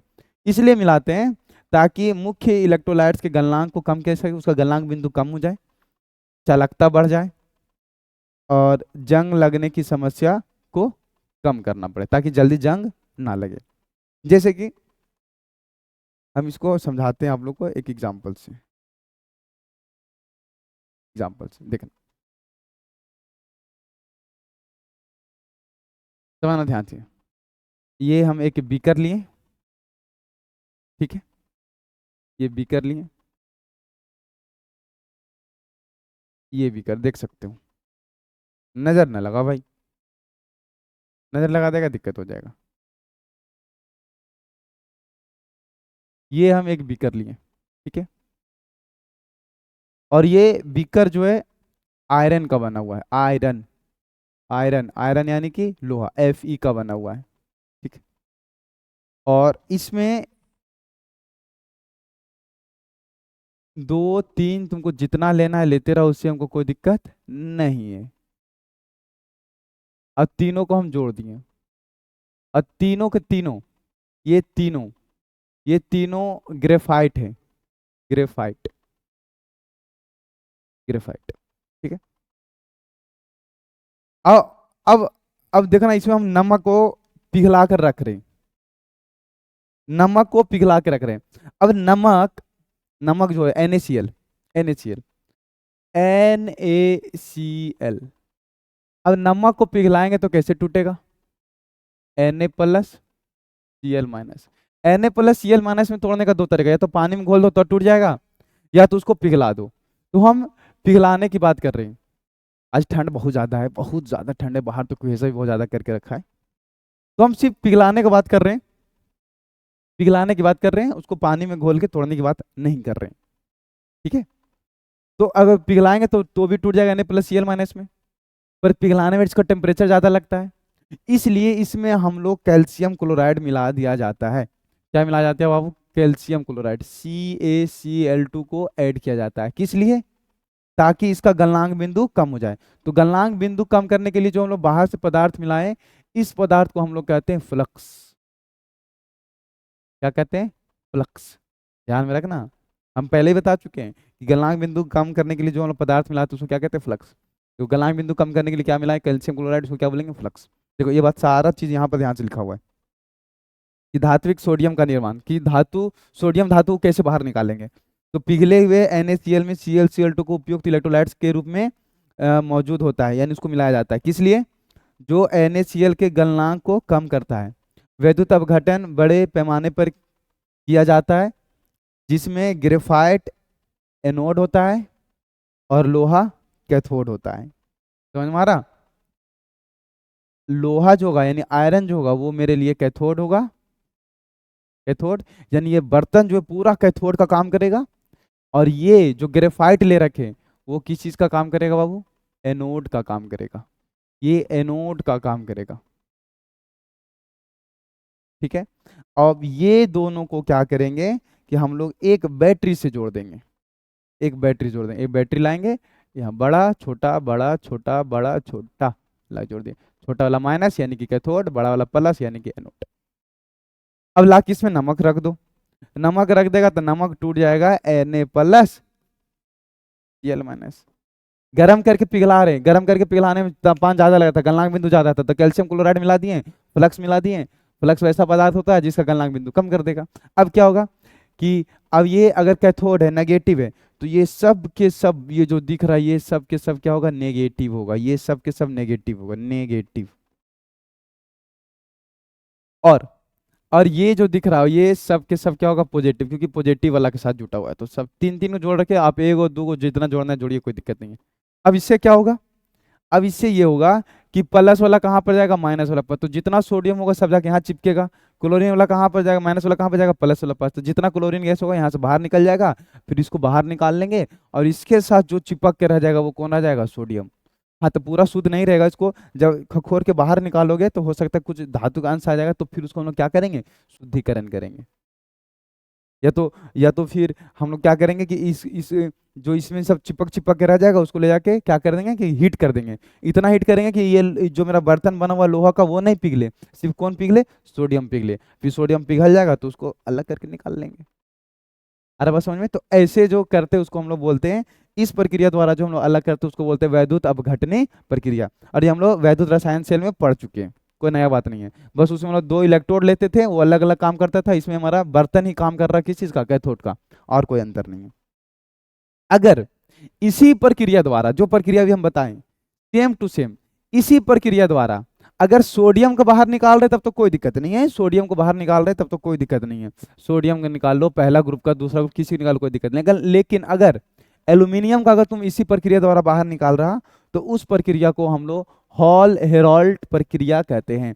हॉल हेरोल्ट की प्रक्रिया, सेम टू सेम वही काम करना है, हॉल हेरोल्ट की प्रक्रिया कहते हैं। देखो इस प्रक्रिया का उपयोग एल्यूमिना यानी कि Al2O3 का एल्यूमिना कहते हैं, एल्यूमिना से एल्यूमिनियम के निष्कर्षण के लिए किया जाता है। एल्यूमिनियम का निष्कर्षण काफी कठिन है, क्यों? एल्यूमिना से यानी ऑक्सीजन हटा के एल्यूमिनियम बाहर निकालना है, तो कठिन क्यों है? क्योंकि क्योंकि एल्यूमिना का गलनांक तापमान 2050 डिग्री सेल्सियस होता है, उसको गलाएंगे तभी तो वो टूटेगा। एल्यूमिना को Al2O3, एल्यूमिना को गर्म करेंगे, गलाएंगे तब तो ये टूटेगा, किस में? 2Al3 प्लस, क्योंकि एल्यूमिनियम पर 3 प्लस चार्ज होता है, 2 एल्यूमिनियम तो 2 एल्यूमिनियम और 3 प्लस चार्ज। ऑक्सीजन कितना है? तो सर 3 ऑक्सीजन है। कितना ऑक्सीजन है? 3, और एक ऑक्सीजन पर चार्ज कितना होता है? तो 2 माइनस, तभी तो इसमें टूटेगा। तो अगर एल्यूमिना से अगर हम एल्यूमिनियम बाहर निकालना चाह रहे हैं, भले शुद्ध नहीं होगा, शुद्धिकरण बाद में करेंगे, पर एल्यूमिना से अगर एल्यूमिनियम निकालना चाह रहे हैं तब तो भैया इसको तापमान ज्यादा लग रहा है। कितना तापमान लग रहा? सर 250 डिग्री सेल्सियस लग रहा। तो इस 250 डिग्री सेल्सियस इतना तक कौन देगा भैया? तो इसको कम करने के लिए और देखो एल्यूमिना का गलनांक बिंदु 2050 डिग्री सेल्सियस है, एल्यूमिनियम के गलनांक बिंदु 1150 डिग्री सेल्सियस से भी अधिक है। देखो भैया एल्यूमिना को हो रहा कितना? तो सर 2050 डिग्री सेल्सियस, और खुद एल्यूमिनियम का कितना होता है? तो 1150 डिग्री सेल्सियस। तो जितना धातु ने उससे ज्यादा भैया अयस्क का गलनांक बिंदु हो रहा, तो इसका तो कम होना चाहिए। तो इसको कम करने के लिए हम लोग क्या मिलाते हैं? Sir flux. हाँ, यह विद्युत का खराब चालक भी होता है। इन कठिनाइयों को दूर करने के लिए इसमें उदासीन फ्लक्स मिलाते हैं। कौन सा मिलाते हैं? तो क्रेओलाइट मिलाते हैं, Na3AlF6। याद रखना, कई बार क्वेश्चन आता है क्रायोलाइट क्यों मिला जाता है, तो उसका गलनांक बिंदु कम करने के लिए क्रायोलाइट और फ्लोस्पर मिलाते हैं। फ्लोस्पर क्या होता है? CaF2।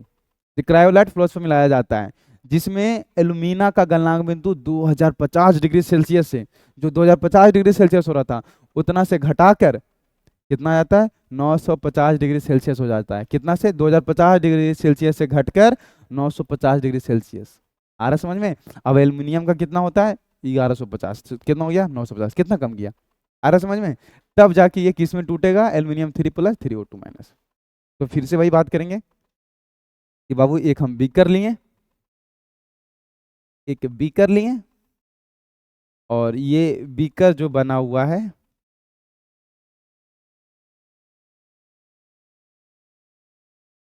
हमेशा मान के चल रहे हैं, ये बीकर जो बना हुआ है वो आयरन का बना हुआ, आयरन यानी कि लोहा का। आयरन मेरा किस चीज का काम करेगा बाबू? तो सर कैथोड का। इसके अंदर हम कितना इलेक्ट्रोड रखते हैं? 1 रखो, 2 ही रखो, 3 रखो, कोई दिक्कत वाली बात नहीं है। ये देखो, ये सब के सब क्या है बाबू? ये सब के सब ग्रेफाइट है, ग्रेफाइट। ग्रेफाइट किस चीज का काम करेगा सर? तो ये एनोड का काम करेगा। एनोड यानी कि पॉजिटिव, कैथोड यानी कि नेगेटिव। तो नेगेटिव तब काम करेगा जब नेगेटिव वाला जोड़ेंगे। तो क्या करेंगे कि यहाँ पर एक लेंगे, तो बड़ा छोटा और ला के जोड़ देंगे, तो छोटा वाला नेगेटिव और बड़ा वाला पॉजिटिव, यानी कि ये सब के सब जो है पॉजिटिव हो गया, पॉजिटिव हो गया। और ये वाला सब के सब क्या हो गया? नेगेटिव हो गया, नेगेटिव, नेगेटिव। अब हम लोग क्या करेंगे कि एल्यूमिना तो हो ही रहा, Al2O3, ये तो टूटेगा ही, साथ ही साथ इसको हम लोग क्या मिला रहे हैं? तो सर देख सकते हो क्रायोलाइट मिला रहे हैं, यानी कि Na3AlF6 मिलाएंगे ताकि इसका क्वथनांक बिंदु कम कर सके। और क्या मिला रहे हैं? CaF2। तब ये जाके किस में टूट जाएगा? तो सर Al2O3 में टूट जाएगा, और 2Al3 प्लस में 3O2 माइनस में टूट जाएगा। आ रहा बात समझ में? हाँ। अब जैसे ही ये टूटेगा तो हम लोग जानते हैं कि एनोड पर क्या होता है? तो एनोड पर होता है ना सर ऑक्सीडेशन। ऑक्सीडेशन यानी कि ऑक्सीकरण। ऑक्सीकरण कैसे होगा? तो एनोड पर, एनोड मतलब एनोड पर क्या देखो, एनोड ये ना, एनोड पर क्या होता है? प्लस। प्लस वाला पर कौन जाएगा, तो सर माइनस वाला, माइनस कहाँ है, माइनस कौन है, तो माइनस ये है 3। तो एनोड किस चीज़ का बना है, ग्रेफाइट का यानी कार्बन का। तो कार्बन पर जब मेरा 3O2 माइनस जाएगा तो यहाँ से बना लेगा CO2 कार्बन डाइऑक्साइड। इसको बैलेंस कर लेना, ठीक है, कि यहाँ पर कितना कार्बन ले लेंगे 3, तो यहाँ पर, तो यहाँ भी 3 ले लेंगे तो कितना ऑक्सीजन हो जाएगा, 3 दूनी 6, तो यहाँ पर O2 कर देंगे, समझ में आ रहा, ऐसे।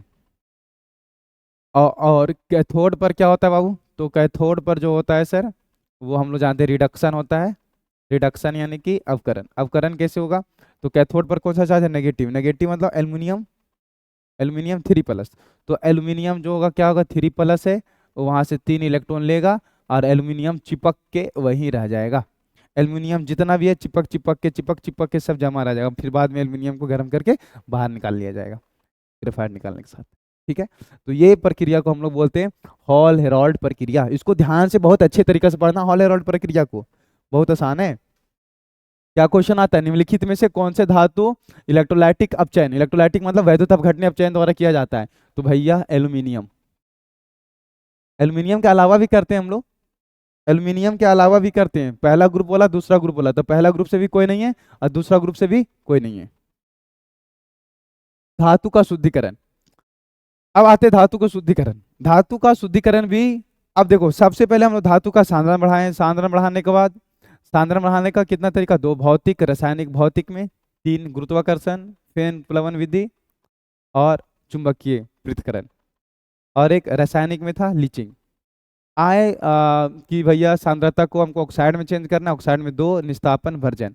अब ऑक्साइड में जब चेंज हो गया तो ऑक्साइड को धातु में चेंज करने का 5 तरीका, प्रगलन, एल्यूमिनियम थर्माइड या तो एल्यूमिनियम वेल्डिंग प्रक्रिया, स्वयं अपचयन, और एक धातु विस्थापन अधिक अभिक्रिया कर रहा था, और एक अभी हम बताएं वैद्युत अपघटन प्रक्रिया, वैद्युत अपघटनी प्रक्रिया। उसमें वैद्युत अपघटनी में एल्यूमिनियम के लिए एक अलग प्रक्रिया होता है जिसको हॉल हेराल्ड की प्रक्रिया कह रहे थे, बाकी सेम ही है। अब शुद्धिकरण का कितना, 2, भौतिक प्रक्रिया रासायनिक प्रक्रिया। आज हम सबसे पहले भौतिक प्रक्रिया की बात करते हैं। द्रवीकरण, द्रवीकरण द्वारा हम लोग अलग कर सकते हैं। कैसे अलग कर सकते हैं द्रवीकरण द्वारा, और उसको समझते हैं सबसे पहले कि द्रवीकरण द्वारा कैसे अलग कर सकते हैं। इस प्रक्रिया का उपयोग उन धातुओं के शोधन, शोधन मतलब शुद्धिकरण, शोधन मतलब आप शुद्धिकरण ध्यान रखना, शोधन मतलब शुद्धिकरण। इस प्रक्रिया द्वारा उन धातुओं को शुद्धिकरण के लिए किया जाता है जिनका गलनांक कम होता है और जिनमें उच्च गलनांक वाली अशुद्धियां होती है। ओहो, यानी कि धातु का गलनांक बिंदु कम और उसमें जो अशुद्धि रहेगा उसका गलनांक बिंदु अधिक होती है, जैसे कि SN, SB, PB और BI मौजूद होते हैं। SN, SB, PB, BI ये सब का गलनांक बिंदु कम, बहुत कम टेम्परेचर में पिघल जाता है ये सब धातु, और इसमें जो अशुद्धियां प्रेजेंट होता है उसका गलनांक बिंदु अधिक होता है, ठीक है। तो इस प्रक्रिया में धातु को ढलानादार भट्ठी में गर्म किया जाता है। शुद्ध धातु को भट्ठी से निकालकर दूसरे बर्तन में रख दिया जाता है। हम बताते हैं क्या बोला जा रहा है, देखो कितना अच्छा है द्रवीकरण, ये क्या होता है हम समझाते हैं। इसमें सबसे इंपॉर्टेंट है निस्थापन और भर्जन। निस्थापन भर्जन 100% एग्जाम में इस बार आएगा, याद रखना। देखो ऐसा कुछ रहता है, ऐसा कुछ भट्ठी रहता है, ऐसा ऐसा भट्ठी, ठीक है। और इसमें नीचे से गर्म किया जा रहा है, नीचे से गर्म करेंगे, पूरा गर्म किया गया, इसको गर्म करेंगे, गर्म करेंगे। जैसे ही इसको गर्म करेंगे तो क्या होगा ना कि प्रेजेंट तो रहेगा, अशुद्धि उपस्थित रहेगा और धातु उपस्थित रहेगा। हमको धातु को बाहर निकालना है, धातु का गलनांक बिंदु कम हो रहा, तो उतना ही तापमान देंगे जितना में धातु गलनांक हो जाए, मतलब पिघल जाए, और बाकी अशुद्धि तो पिघले नहीं क्योंकि वो ज्यादा तापमान में पिघलेगा। तो वो क्या होगा ना कि जितना भी अशुद्धियां रहेगा वो तो यहीं रह जाएगा, लेकिन धातु कम तापमान पर पिघल जा रहा, तो कम तापमान पर पिघलने के साथ पिघल के वो नीचे गिरने लगेगा, और लाकर हम यहाँ पर क्या कर लेंगे, उसको जमा कर लेंगे। तो ये जो जमा हो जाएगा, जो भी थोड़ा बहुत अशुद्धि रह जाएगा वही रह जाएगा, और जो धातु जो हमको यहाँ पर प्राप्त होगा वो हमको शुद्ध धातु प्राप्त होगा, शुद्ध धातु प्राप्त होगा। तो इस प्रक्रिया से अलग करने को हम लोग कहते हैं द्रवीकरण, मतलब द्रव में चेंज करके फिर बाहर निकाल रहे, पिघला के बाहर निकाल रहे, ठीक है। दूसरा आसवन, आसवन भी बहुत अच्छा प्रक्रिया है, आसवन भी बहुत अच्छा प्रक्रिया है। एकदम सेम टू सेम है। इसमें हम लोग किसके लिए बात करते हैं? गलनांक के लिए। यहाँ पर हम लोग करते हैं द्रवनांक के लिए, बस इतना ही, इतनी यानी कि क्वथनांक। यह प्रक्रिया उन धातुओं के शुद्धिकरण के लिए किया जाता है, यानी शोधन के लिए किया जाता है, जिसका उपयोग या तो जिनका क्वथनांक कम यानी कि द्रवनांक बिंदु कम होता है, और Z N C D H G जैसे उच्च क्वथनांक वाली अशुद्धियां पाई जाती है। मतलब जिसमें गलनांक बिंदु, सॉरी, द्रवनांक बिंदु क्या हो, कम। किसका?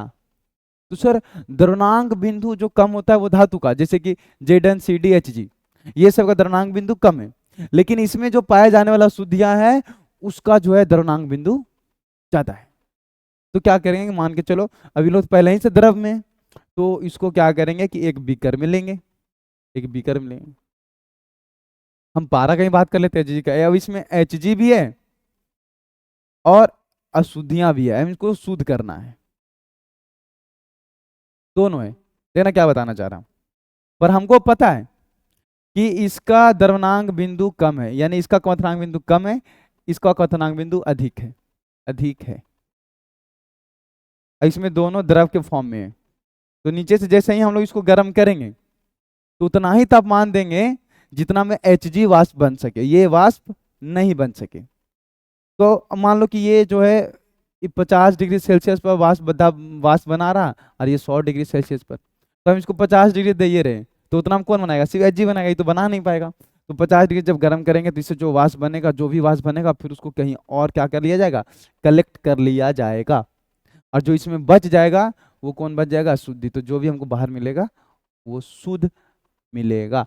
तो ये उसी पर काम करता है आसवन, जिसका जिसका क्वथनांक कम होता है, यानी द्रवनांक बिंदु कम होता है, और जो उसमें अशुद्धि होता है उसका उच्च क्वथनांक वाला अशुद्धियां पाई जाती है, जिसमें अधिक उच्च द्रवनांक बिंदु वाला अशुद्धियां पाई जाती है। ठीक है, ये कहानी हो गया। तो ये सेम टू सेम यहाँ पर पिघलाकर और यहाँ पर वाष्प दाब बनाकर। ठीक है, तो ये आश्वन हो गया, आश्वन। सबसे बढ़िया तरीका है जोन रिफाइनिंग। जोन रिफाइनिंग क्या होता है ना, कि एक आग का गोला होता है, आग का गोला, आग का गोला, जैसे ये देखो, हम दिखाते हैं, एक सेकेंड, ये देखो, ये बन गया, एक सेकेंड भाई, यूं आया, मैं यूं आया, कुछ तो बन जा भाई, दिखा, तो बच्चे मेरा इंतजार कर रहे हैं। ये देखो भाई साहब, ये हम दिखाते हैं क्या होता है। कितनी कितनी देर के वीडियो बन गए? बहुत देर का वीडियो बन गया है क्या? कोई नहीं, शॉर्ट करने का कोशिश करेंगे हम, जल्दी से जल्दी खत्म करने का कोशिश करेंगे। ये देखो, और ये मुड़ेगा, हम्म, खराब हो गया भाई ये। कैसे दिखाऊं मैं? हाँ, इससे समझ में आ जाए, देखो, ये देखो, ये ये है आग का गोला, ये देखो, ये ये है आग का गोला, इस ये आग का गोला, और ये है धातु, ये अशुद्ध है, इसको हमको शुद्ध करना है। ये पूरा आग का गोला है, ऐसे ऐसे जैसे ऊपर पास करेंगे, ऊपर पास करेंगे, तो ये आग का गोला क्या करेगा कि इसके अंदर जो भी रहेगा, इसको तो गर्म करेगा ही, लेकिन इसके अंदर जो अशुद्धि रहेगा उसका गलनांक बिंदु कम रहेगा। तो इसी से काम करेंगे तो जो अशुद्धि रहेगा उसका तो गलनांक बिंदु कम है। ये पूरा आग का भट्ठी है। अब जैसे जैसे लोहा चाहे जो भी रहेगा धातु ऊपर जाएगा, अब जितना भी अशुद्धि रहेगा पिघल पिघल के पिघल पिघल के पिघल पिघल के नीचे आएगा, देख सकते हो, पिघल पिघल के पिघल पिघल के पिघल पिघल के नीचे आएगा, ये आगे बढ़ता जाएगा, पिघल पिघल के नीचे आएगा, इधर वाला शुद्ध होते जा रहा है, और नीचे वाला सब पिघल पिघल के शुद्ध इधर जा रहा है, और लास्ट में आके सब यहाँ पर जमा हो जाएगा, फिर इसको काट के अलग कर देंगे, पूरा क्या हो जाएगा? शुद्ध। आ रही बात समझ में? जैसे कि जोन रिफाइनिंग क्या होता है वो समझो ध्यान से। जो जोन रिफाइनिंग हम समझाते हैं, जैसे देखो, ये मान लो कि ये एक धातु है, इसको हमको शुद्ध करना है, तो यहाँ पर आग के भट्ठी लगा देंगे, एक आग के भट्ठी, ये देखो, ये लगा दिए आग के भट्ठी, ये आग के भट्ठी, ठीक है, ठीक है, ये लगा दिए आग के भट्ठी। अब इससे क्या होगा कि इधर वाला पार्ट, ये पूरा फायर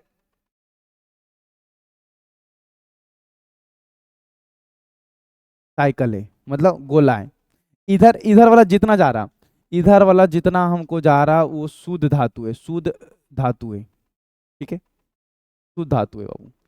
इधर जितना आके गोला से पात्र और जितना भी अशुद्धि है, जितना भी अशुद्धि है, सब के सब अशुद्धि इधर आके जमा होते जा रहा है, धीरे धीरे जा रहा। अशुद्धि जो है उसका पास गलनांक बिंदु कम है तो पिघल पिघल के इधर आते जा रहा, जमा होते जा रहा, और लास्ट में जो इधर जमा बच जाएगा उसको काट के अलग कर देंगे। इधर जो मेरा है वो अशुद्धि, अशुद्धि, अशुद्ध, अशुद्ध धातु है, धातु। आ रहा है समझ में? तो यह विधि धातु को शुद्ध करने की अधिक प्रभाव प्रक्रिया है, बहुत अच्छा प्रक्रिया है। यह विधि इस तथ्य पर आधारित है कि अशुद्धियां पिघली हुई धातु के साथ बह सकती है, यानी पिघली हुई धातु के साथ इधर जा रहे तो ये पिघली हुई धातु के साथ इधर क्या हो रहा, बह रहा। आ रहा है बात समझ में? तो ऐसा हो जाएगा, कोई दिक्कत? इसको हम बोलते हैं जोन रिफाइनिंग। अब आते रासायनिक प्रक्रिया जो कि अंतिम है, बस छोटा सा 2 गो रासायनिक अभिक्रिया है, ये पढ़ेंगे और उसके बाद हम लोग क्वेश्चन करेंगे, खत्म हो जाएगा। रासायनिक प्रक्रिया की बात करें तो सबसे पहला कैप्लेशन। कैप्लेशन क्या होता है कि इस प्रक्रिया का उपयोग अशुद्धियों से युक्त चांदी को शुद्ध करने के लिए किया जाता है। यह विधि इस सिद्धांत पर आधारित है कि अशुद्धियां धातु की तुलना में ऑक्सीजन के प्रति अधिक प्रतिक्रियाशील होती है और वाष्पशील यौगिक बनाता है, ठीक है, कोई दिक्कत? यानी कि ये कहना चाह रहे हैं कि धातु जो है, धातु जो भी अयस्क रहेगा उसमें वैसा पदार्थ मिलाएंगे जो धातु के साथ अभिक्रिया नहीं करेगा, लेकिन जो अशुद्धि रहेगा, अशुद्धि रहेगा उसके अंदर, उस अशुद्धि के साथ, जो भी अशुद्धि रहेगा उस अशुद्धि के साथ अभिक्रिया करके जल में घुलनशील पदार्थ बनाएगा, या तो जल में वाष्पशील पदार्थ बनाएगा, वाष्पशील पदार्थ बनाएगा। यानी कि अगर मान चलो कोई धातु है, कोई धातु है जो कि उसमें कुछ अशुद्धियां हैं, तो उसमें कुछ वैसा पदार्थ मिला देंगे जो अशुद्धियां के साथ अभिक्रिया करके कुछ वैसा पदार्थ बना ले जो वाष्प बना सकता है। अब जैसे ही उसको गर्म करेंगे तो धातु तो भैया लोहा ये सब तो वाष्प बनाता नहीं, सिर्फ गर्म होगा तो वो तो पिघल जाएगा, लेकिन जो अशुद्धि रहेगा वो भाप बन के उड़ जाएगा, तो उसको हम लोग क्या बोलेंगे, कपलेशन। बोलिंग क्या होता है? इस प्रक्रिया का उपयोग धातु को शुद्ध करने के लिए किया जाता है जिसमें उसके अपने ऑक्सीजन की अशुद्धियां होती है। किस चीज का अशुद्धियां होती है? ऑक्सीजन का। तो ऑक्सीजन का अशुद्धियां किस में पाया जाता है? जैसे Cu2O, देखो कॉपर है, बस इसमें ऑक्सीजन हट जाएगा तो भैया ये जो है कॉपर में चेंज हो जाएगा, यानी धातु में चेंज हो जाएगा। इस विधि में हरे लकड़ी के खंभा को पिघले हुए धातु में डुबोया जाता है। ओहो, कि मान लो कि इसमें जो है, इसमें जो है वो Cu2O भरा हुआ है, Cu2O भरा हुआ है, Cu2O भरा हुआ है, तो इसमें कोई मस्त लाके खंभा रख दिया जाता है, खंभा, खंभा, ओ हो, ग्रीन कलर का, कलर ग्रीन कर देते हैं, ग्रीन कलर का, ये देखो इसमें डुबो दिया जाता है। किस लिए डुबो दिया जाता है? पिघले हुए Cu2O में डुबोया जाता है। किस लिए डुबोया जाता है? ताकि कार्बन और हाइड्रोजन प्राप्त हो सके। हाँ, हमको सबको पता है कि ग्रीन प्लांट में हरे हुए हरा लकड़ी रखा जा रहा है, देख सकता है, हरा लकड़ी में हमेशा कार्बन हाइड्रोजन मिलता है बाबू, ठीक है, तो उससे कार्बन हाइड्रोजन प्राप्त हो सके। कार्बन और हाइड्रोजन धातु ऑक्साइड के साथ अपचयित करके धातु बनाता है। कैसे बनाएगा? जिसे कार्बन हाइड्रोजन मिलेगा यानी कि CH4 मीथेन गैस मिलेगा और इसके साथ रिएक्शन करेगा तो कॉपर को एकदम शुद्ध कर देगा, कॉपर को, और साथ ही साथ कार्बन और ऑक्सीजन, कार्बन मोनोऑक्साइड बाहर निकलेगा और हाइड्रोजन गैस बाहर निकल जाएगा। तो देख सकते हैं हाइड्रोजन गैस बाहर, कार्बन मोनोऑक्साइड गैस बाहर, सिर्फ बच कौन जाएगा? कॉपर, कर दिया शुद्ध। तो इस प्रक्रिया को रासायनिक प्रक्रिया द्वारा क्या कहते हैं? पोलिंग, ठीक है। तो ये सब बहुत ज्यादा इंपॉर्टेंट नहीं है, बहुत ज्यादा ध्यान देने की जरूरत नहीं है। बिस्माइराइजेशन क्या होता है? बिस्मेराइजेशन, बिस्मेराइजेशन, ठीक है भाई, आओ देखते हैं। भाई कुछ नहीं है, कुछ नहीं है, ये सिंपल सी बात है कि अगर कोई मेटल को ऑक्सीजन के साथ रिएक्शन करके अगर SiO2 यानी लावा बनाता है, स्लैग बनाने का काम कर रहा, तो उसको बिस्मेराइजेशन कहते हैं, बस कहानी खत्म। इस प्रक्रिया का उपयोग धातु के शुद्ध करने के लिए किया जाता है जिसमें अशुद्धियां को ऑक्सीजन होता है, ऑक्सीजन के साथ अभिक्रिया करवाया जाता है, ठीक है, और स्लैग में परिवर्तन किया जाता है। देख सकते हैं स्लैग यानी कि लावा, स्लैग यानी कि लावा, ठीक है। इस विधि में अशुद्धियों को ब्लास्ट फर्नेस में गर्म किया जाता है और हवा प्रवाहित की जाती है, जिसके परिणाम स्वरूप अशुद्धियां स्लैग के रूप में परिवर्तित हो जाता है। स्लैग के रूप में परिवर्तित हो जाएगा यानी लावा के रूप में, फिर लावा को बाहर कर देंगे तो वो शुद्ध हो जाएगा। और इसमें कुछ नहीं किया जाता है, बहुत ज़्यादा इंपॉर्टेंट नहीं। इस पर सिर्फ सिंपल क्वेश्चन आता है कि बिस्मराइजेशन में का उपयोग धातु का निष्कर्षण में किसका करते हैं, तो सर कॉपर का करते हैं, ठीक है। अब आ जाओ, अब एक क्वेश्चन है विद्युत शोधन। विद्युत शोधन क्या हो गया भाई, तुम अच्छा से रह क्यों नहीं रहे हो? आ जाओ, विद्युत शोधन। विद्युत शोधन, शोधन मतलब शुद्धिकरण। इलेक्ट्रोलाइटिक रिफाइनिंग, विद्युत से कैसे शुद्धिकरण करते हैं, सेम टू सेम वही बात करेंगे जो हम पिछला बार पहली बार ही बात किए थोड़ा देर ही पहले। क्या लिखा हुआ है कि धातु को शुद्ध करने की इस विधि में इलेक्ट्रोलाइटिक सेल में विद्युत अपघटन किया जाता है। इलेक्ट्रोलाइटिक सेल तो पढ़ा है चैप्टर 3 में, बहुत आसान है कि इलेक्ट्रोलाइटिक सेल में विद्युत अपघटन किया जाता है, जिसमें अशुद्ध धातु एनोड के रूप में काम करता है और शुद्ध धातु कैथोड के रूप में काम करता है। अब ये देखो, ये देखो, एक हम लिए सेल, लिए सेल, और और और ये देखो, ये दोनों दोनों कॉपर है, ये भी और ये भी, ठीक है। और सुनते जाना, ध्यान से सिर्फ सुनते जाना। क्या बोल रहा है कि अशुद्ध धातु एनोड का काम करेगा। इसको हम मान लेते कि ये अशुद्ध धातु है, तो ये किस चीज का काम करेगा, एनोड का काम करेगा। एनोड यानी कि प्लस। इसको हम मानते हैं शुद्ध धातु है, ये शुद्ध धातु है, शुद्ध धातु है। शुद्ध धातु किसका काम करेगा, तो सर कैथोड का काम करेगा। ये रहा कैथोड, ठीक है, ठीक है सर, कोई दिक्कत नहीं है। अब ला के जोड़ दिए, एनोड क्या होता है, प्लस, तो बड़ा वाला प्लस, छोटा वाला माइनस, छोटा वाला माइनस, माइनस, ये हो गया कैथोड और ये हो गया एनोड, ये प्लस। अशुद्ध वाला क्या करेगा कि इसमें कुछ वैसा उपयुक्त पदार्थ मिला देंगे, वैसा कोई उपयुक्त पदार्थ मिला देंगे कि ये वाला जो होगा वो कॉपर जो होगा, ये मान लेते कॉपर के इलेक्ट्रोड है, अशुद्ध कॉपर है, ये शुद्ध कॉपर है। अब ये कॉपर जो क्या होगा, टूट टूट के इसमें आएगा, Cu2+, Cu2+, Cu+, ऐसा पदार्थ मिला देंगे कि ये वाला धीरे धीरे टूटने लगेगा, और ये वाला धीरे धीरे टूटेगा, तो ये वाला धीरे धीरे टूट टूट के टूट टूट के टूट टूट के जब इसमें आएगा तो प्लस वाला कहाँ पर जाएगा, माइनस वाला के पास। इस पर कौन सा चार्ज है, शुद्ध वाला, माइनस। शुद्ध वाला टूटवे नहीं करेगा, यह शुद्ध होने के कारण टूटेगा। इसमें हम लोग ऐसा उपयुक्त का विलयन मिलाते हैं। अब वो क्या होगा कि यहाँ पर जा जाके चिपकने लगेगा, जो भी प्लस वाला आएगा चिपक जाएगा, यानी ये धीरे धीरे टूटेगा और ये टूट टूट के किस में चिपक जाएगा, शुद्ध वाला में। फिर इसको बाहर निकाल लेंगे तो मेरा प्योर हो जाएगा। ये इसमें जो भी कॉपर था, कॉपर धातु निकालनी है, शुद्धि यहीं रह गया, इसको बाहर निकालनी। तो इस प्रक्रिया द्वारा हम लोग बोलते हैं वैद्युत शोधन। विद्युत शोधन यानी विद्युत द्वारा रिफाइनिंग, ठीक है, कोई दिक्कत नहीं बाबू। चलो, अब तांबे, तांबे यानी कि कॉपर धातु का निम्नलिखित में से किस विधि द्वारा शुद्ध किया जाता है, जोन रिफाइनिंग द्वारा, इलेक्ट्रोलाइटिक शोधन, हाँ मतलब वैद्युत जोन रिफाइनिंग से भी करते हैं, इससे भी करते हैं, और क्रोमेटोग्राफी कोई नहीं, सबसे अच्छा है इलेक्ट्रोलाइटिक शोधन। इलेक्ट्रोलाइटिक मतलब विद्युत, अभी जस्ट पढ़ाएं, इलेक्ट्रोलाइटिक यानी विद्युत शोधन, शोधन यानी कि शुद्धिकरण, तो विद्युतीकरण सबसे अच्छा करते हैं बाबू। वाष्प चरण शोधन, ये सबसे लास्ट है। वाष्प चरण शोधन क्या, वाष्प चरण, वेपर फेज रिफाइनिंग, इसी को हम लोग वाष्प चरण शोधन बोलते हैं बाबू। वेपर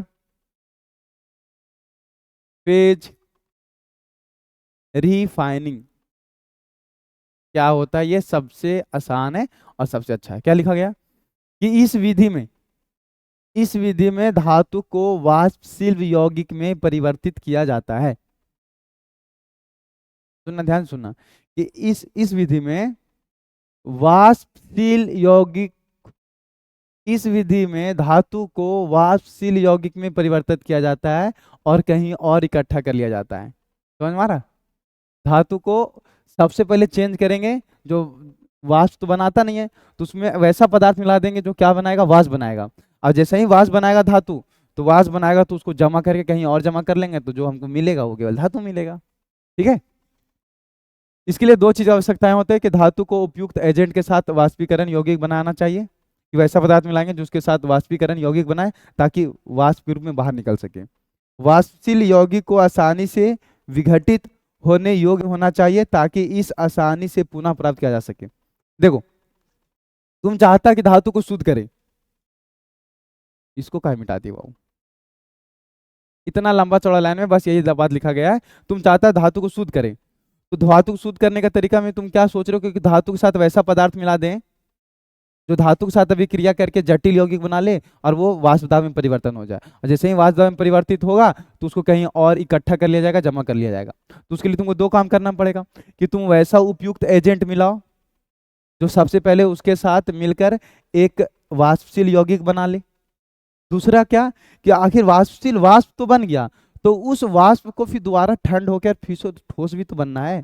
तो ये भी ध्यान में रखना है कि वाष्पशील यौगिक को आसानी से विघटित होने योग्य होना चाहिए ताकि आसानी से विघटित हो सके। समझ में आ रहा?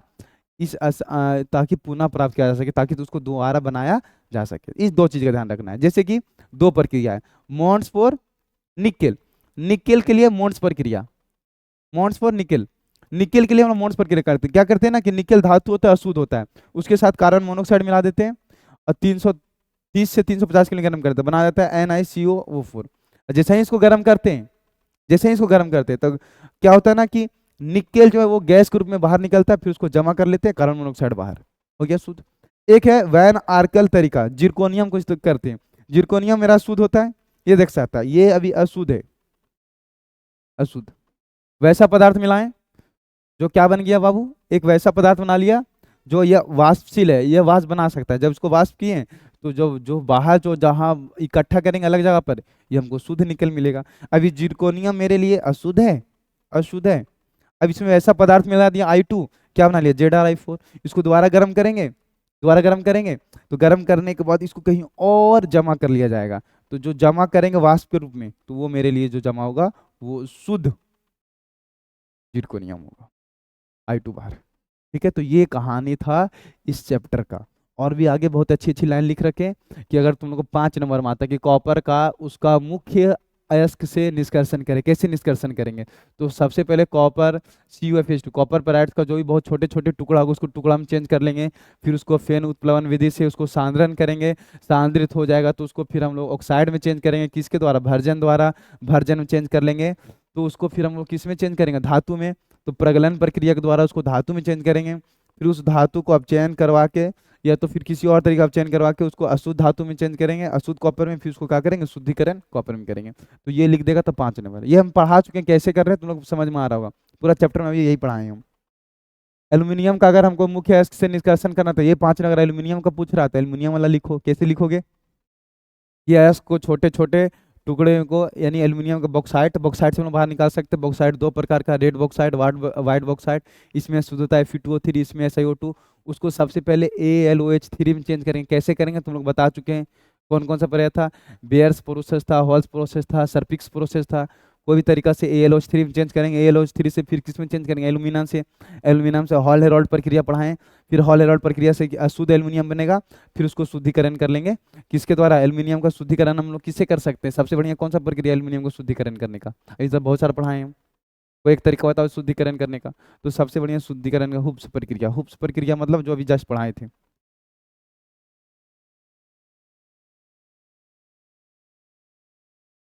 हुब्स प्रक्रिया। ठीक है, अगर तुमसे पूछ रहा कि बताओ लोहा का कैसे निकालेंगे, तो लोहा का बहुत सारा अयस्क है, मैग्नेटाइट, हेमाटाइट, लियोनाइट, सेडेराइट। उसको सबसे पहले गुरुत्वाकर्षण या तो चुंबकीय पृथक्करण द्वारा सांद्रण बढ़ा लेंगे, सांद्रण अयस्क में चेंजिंग हो जाएगा तो उसको निस्तापन या भर्जन द्वारा ऑक्साइड में चेंज कर लेंगे, ऑक्साइड में चेंज हो जाएगा तो प्रगलन विधि द्वारा हम लोग अशुद्ध पिग आयरन या तो कास्ट आयरन उसी को बोलते हैं, अशुद्ध आयरन में चेंज करेंगे और फिर उसको रोस्ट आयरन में चेंज कर लेंगे, यानी कि शुद्ध आयरन में चेंज कर लेंगे। बस इतना लिख देगा, 5 नंबर। अगर तुमसे ये पूछ रहा है कि जिंक का निष्कर्षण कैसे करेंगे, तो भैया जिंक ब्लेंड को सबसे पहले फिर उत्प्लवन विधि से सांद्रण बढ़ाएंगे, सांद्रण बढ़ाने के बाद भर्जन करवाएंगे, क्योंकि हम लोग जानते हैं कि सबसे पहले सांद्रण बढ़ाते हैं, फिर सांद्रण बढ़ा को उसको ऑक्साइड में चेंज करते हैं। ऑक्साइड में चेंज करने का दो तरीका, भर्जन या निस्तापन। तो भर्जन से चेंज करेंगे, जब ऑक्साइड में चेंज हो जाएगा तो उस ऑक्साइड को हम लोग चीज में चेंज करते हैं, धातु में। तो स्वयं अपचयन विधि से हम लोग धातु में चेंज कर लेंगे, लेकिन धातु अभी भी शुद्ध नहीं हुआ है, तो फिर उसको लास्ट में हम लोग शुद्धिकरण करेंगे, इलेक्ट्रोलाइटिक रिफाइनिंग, यानी कि वैद्युत शुद्धिकरण से शुद्धिकरण कर देंगे, हो जाएगा खत्म। अगर इसका एक रिएक्शन अगर लिखते हो तो और भी बढ़िया है, पूरा का पूरा नंबर मिलेगा, नहीं कटेगा एक भी नंबर। जो कुछ कुछ क्वेश्चन है कि निम्नलिखित में से किस वैन आर्कल प्रक्रिया द्वारा प्रकृति होता है, वैन आर्कल मेथड जस्ट बताएं। निकेल, निकेल और टीआई के लिए करते हैं बाबू।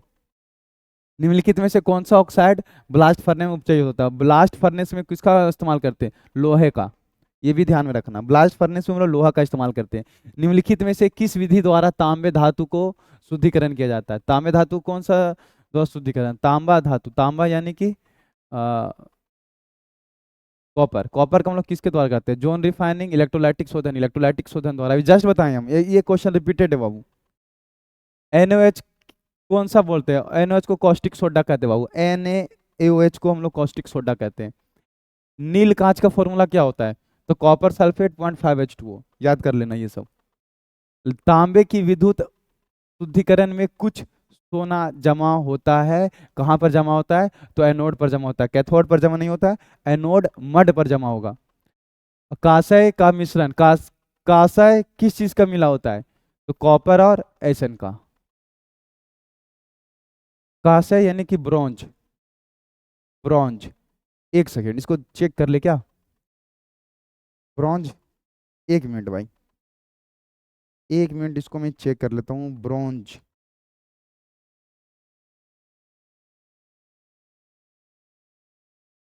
यही होना चाहिए, कॉपर एंड टिन, एसन, ठीक है भाई, इसको ब्रॉन्ज बोलते हैं, ठीक है। कई बार हो सकता है मिस्टेक हो जाए, इसलिए लिख दिए ब्रॉन्ज यानी कॉपर एसन, ठीक है। थर्माइट प्रक्रिया में, थर्माइट प्रक्रिया में हम लोग क्या करते हैं भैया? थर्माइट प्रक्रिया में हम लोग जो है वो निकेल को कर सकते हैं, चांदी को, तांबा को, सोडियम को। अब चायक करने वाला कौन होता है? ओहो, सोडियम होता है। अब चायक मतलब उसका विघटन, उसका क्वथनांक बिंदु कम करने वाला, गलनांक बिंदु कम करने वाला कौन होता है? सोडियम। निम्नलिखित में से किसे मूर्खतापूर्ण सोना बोलते हैं? मूर्खतापूर्ण वाला सोना किसको बोलते हैं? FeS2 को। किसको बोलेंगे? FeS2 को। ब्लिस्टर कॉपर, ब्लिस्टर कॉपर मतलब कॉपर, ब्लिस्टर कॉपर उसको बोलते हैं जिसमें कॉपर लगभग शुद्ध है लेकिन 1% अशुद्धि रह गया है। तो 1% अगर अशुद्धि रह जाता है कॉपर में तो उसको बोलते हैं, 1% अशुद्धि वाला तांबा को हम लोग ब्लिस्टर कॉपर बोलते हैं, कॉपर यानी कि तांबा, ठीक है। अशुद्ध धातु को शुद्धिकरण निम्न द्वारा किससे किया जाता है? मोंड प्रक्रिया द्वारा भी कर सकते हैं, द्रवनीकरण विधि द्वारा भी करते हैं, वैन आर्कल प्रक्रिया द्वारा करते हैं, सममूलन, सममूलन द्वारा नहीं किया जाता, बाकी वो तीनों द्वारा किया जाता है, पढ़ा चुके हैं। मोन्स प्रक्रिया भी, द्रवीकरण भी, ये भी। अब ये देखो कुछ कुछ सब्जेक्टिव है जो बहुत इंपॉर्टेंट है, बहुत का बहुत इंपॉर्टेंट, इसको करना ही पड़ेगा। जैसे कि किस प्रकार से किस प्रकार के अयस्कों को झाग प्लवन प्रक्रिया द्वारा सांद्रित किया जाता है? उदाहरण दीजिए, ये भी करना पड़ेगा। जिंक ब्लेंड में से जिंक निकालने की प्रक्रिया में होने वाली रासायनिक अभिक्रिया को लिखिए। यानी कि जिंक ब्लेंड में, जिंक ब्लेंड, जिंक ब्लेंड मतलब ZnS, ZnS से जिंक निकालने की प्रक्रिया होने वाले रासायनिक अभिक्रिया को लिखिए। मतलब ZnS से आप जिंक ब्लेंड में, जिंक ब्लेंड से आप जिंक कैसे निकालेंगे उसका पूरा प्रोसेस लिखना है। कि सबसे पहले उसको सांद्रण बढ़ाएंगे, सांद्रण बढ़ाने के बाद फिर उसको हम लोग ऑक्साइड में चेंज करेंगे, किससे चेंज करोगे, फिर उसको धातु में, फिर शुद्धिकरण में, तो टोटल लिखना है। तो ये भी 5 नंबर का क्वेश्चन आता है। भर्जन स्थापन में क्या अंतर है बता चुके हैं। फ्लक्स लावा क्या होता है ये भी बता चुके हैं। खनिज यश क्या होता है ये भी तुमको डेफिनेशन मिल जाएगा। सब सारा इंपॉर्टेंट क्वेश्चन है, बस इसको ध्यान में रखते चलना है। गैंग और स्लैग क्या होता है ये भी बता चुके हैं। एल्यूमिनियम अयस्कों के नाम बताइए। एल्यूमिनियम के निष्कर्षण में लीचिंग के महत्व को स्पष्ट करना है। कि भैया एल्यूमिनियम जब हम लोग बाहर निकालते हैं तो उसमें लीचिंग, लीचिंग वैसा प्रक्रिया है जिसमें हम लोग क्या करते हैं कि सांद्रण बढ़ाते हैं।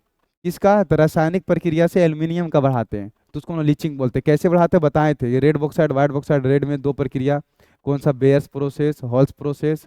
और व्हाइट बॉक्साइड में एक प्रक्रिया सर्पिक्स प्रोसेस, सर्पिक्स प्रक्रिया, तो उससे करना है। तांबे यानी कि कॉपर, कॉपर, जस्ता यानी कि जिंक, लोहा यानी कि आयरन जैसी धातुओं के मुख्य अयस्कों से उसका निष्कर्षण का विचार कीजिए।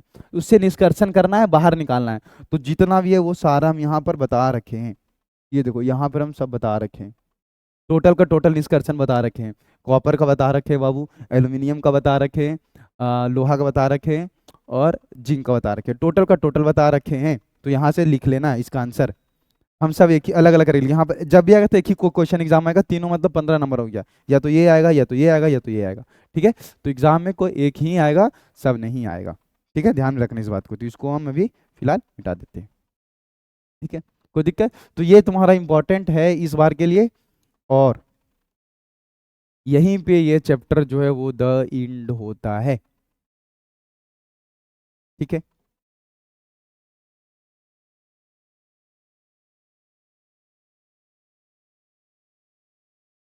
ठीक है बाबू। तो आप लोग जहाँ भी हैं मस्त अच्छे तरीके से पढ़ाई करते रहिए। वीडियो अगर अच्छा लगा, लेक्चर अच्छा लगा, तो अपने दोस्त यार को भी शेयर करना है और इन्फॉर्म भी करना है कि भाई केमिस्ट्री के लिए कहाँ भटक रहे हो, कौन सा प्लेटफॉर्म ज्वाइन करके रखे हो। मेंटर्स केमिस्ट्री क्लासेस ज्वाइन करो, यहाँ का लेक्चर करो, देखो कितने अच्छे समझ में आता है। टोटल चीज़ बहुत अच्छे से क्लियर होगा, बहुत बढ़िया समझ में आएगा। अगर हम आपके प्रति अगर इतना मेहनत कर रहे हैं तो आप भी अपने दोस्त यार को जरूर सेंड करें, जरूर भेजें। ठीक है, तब तक के लिए पढ़ते रहिए।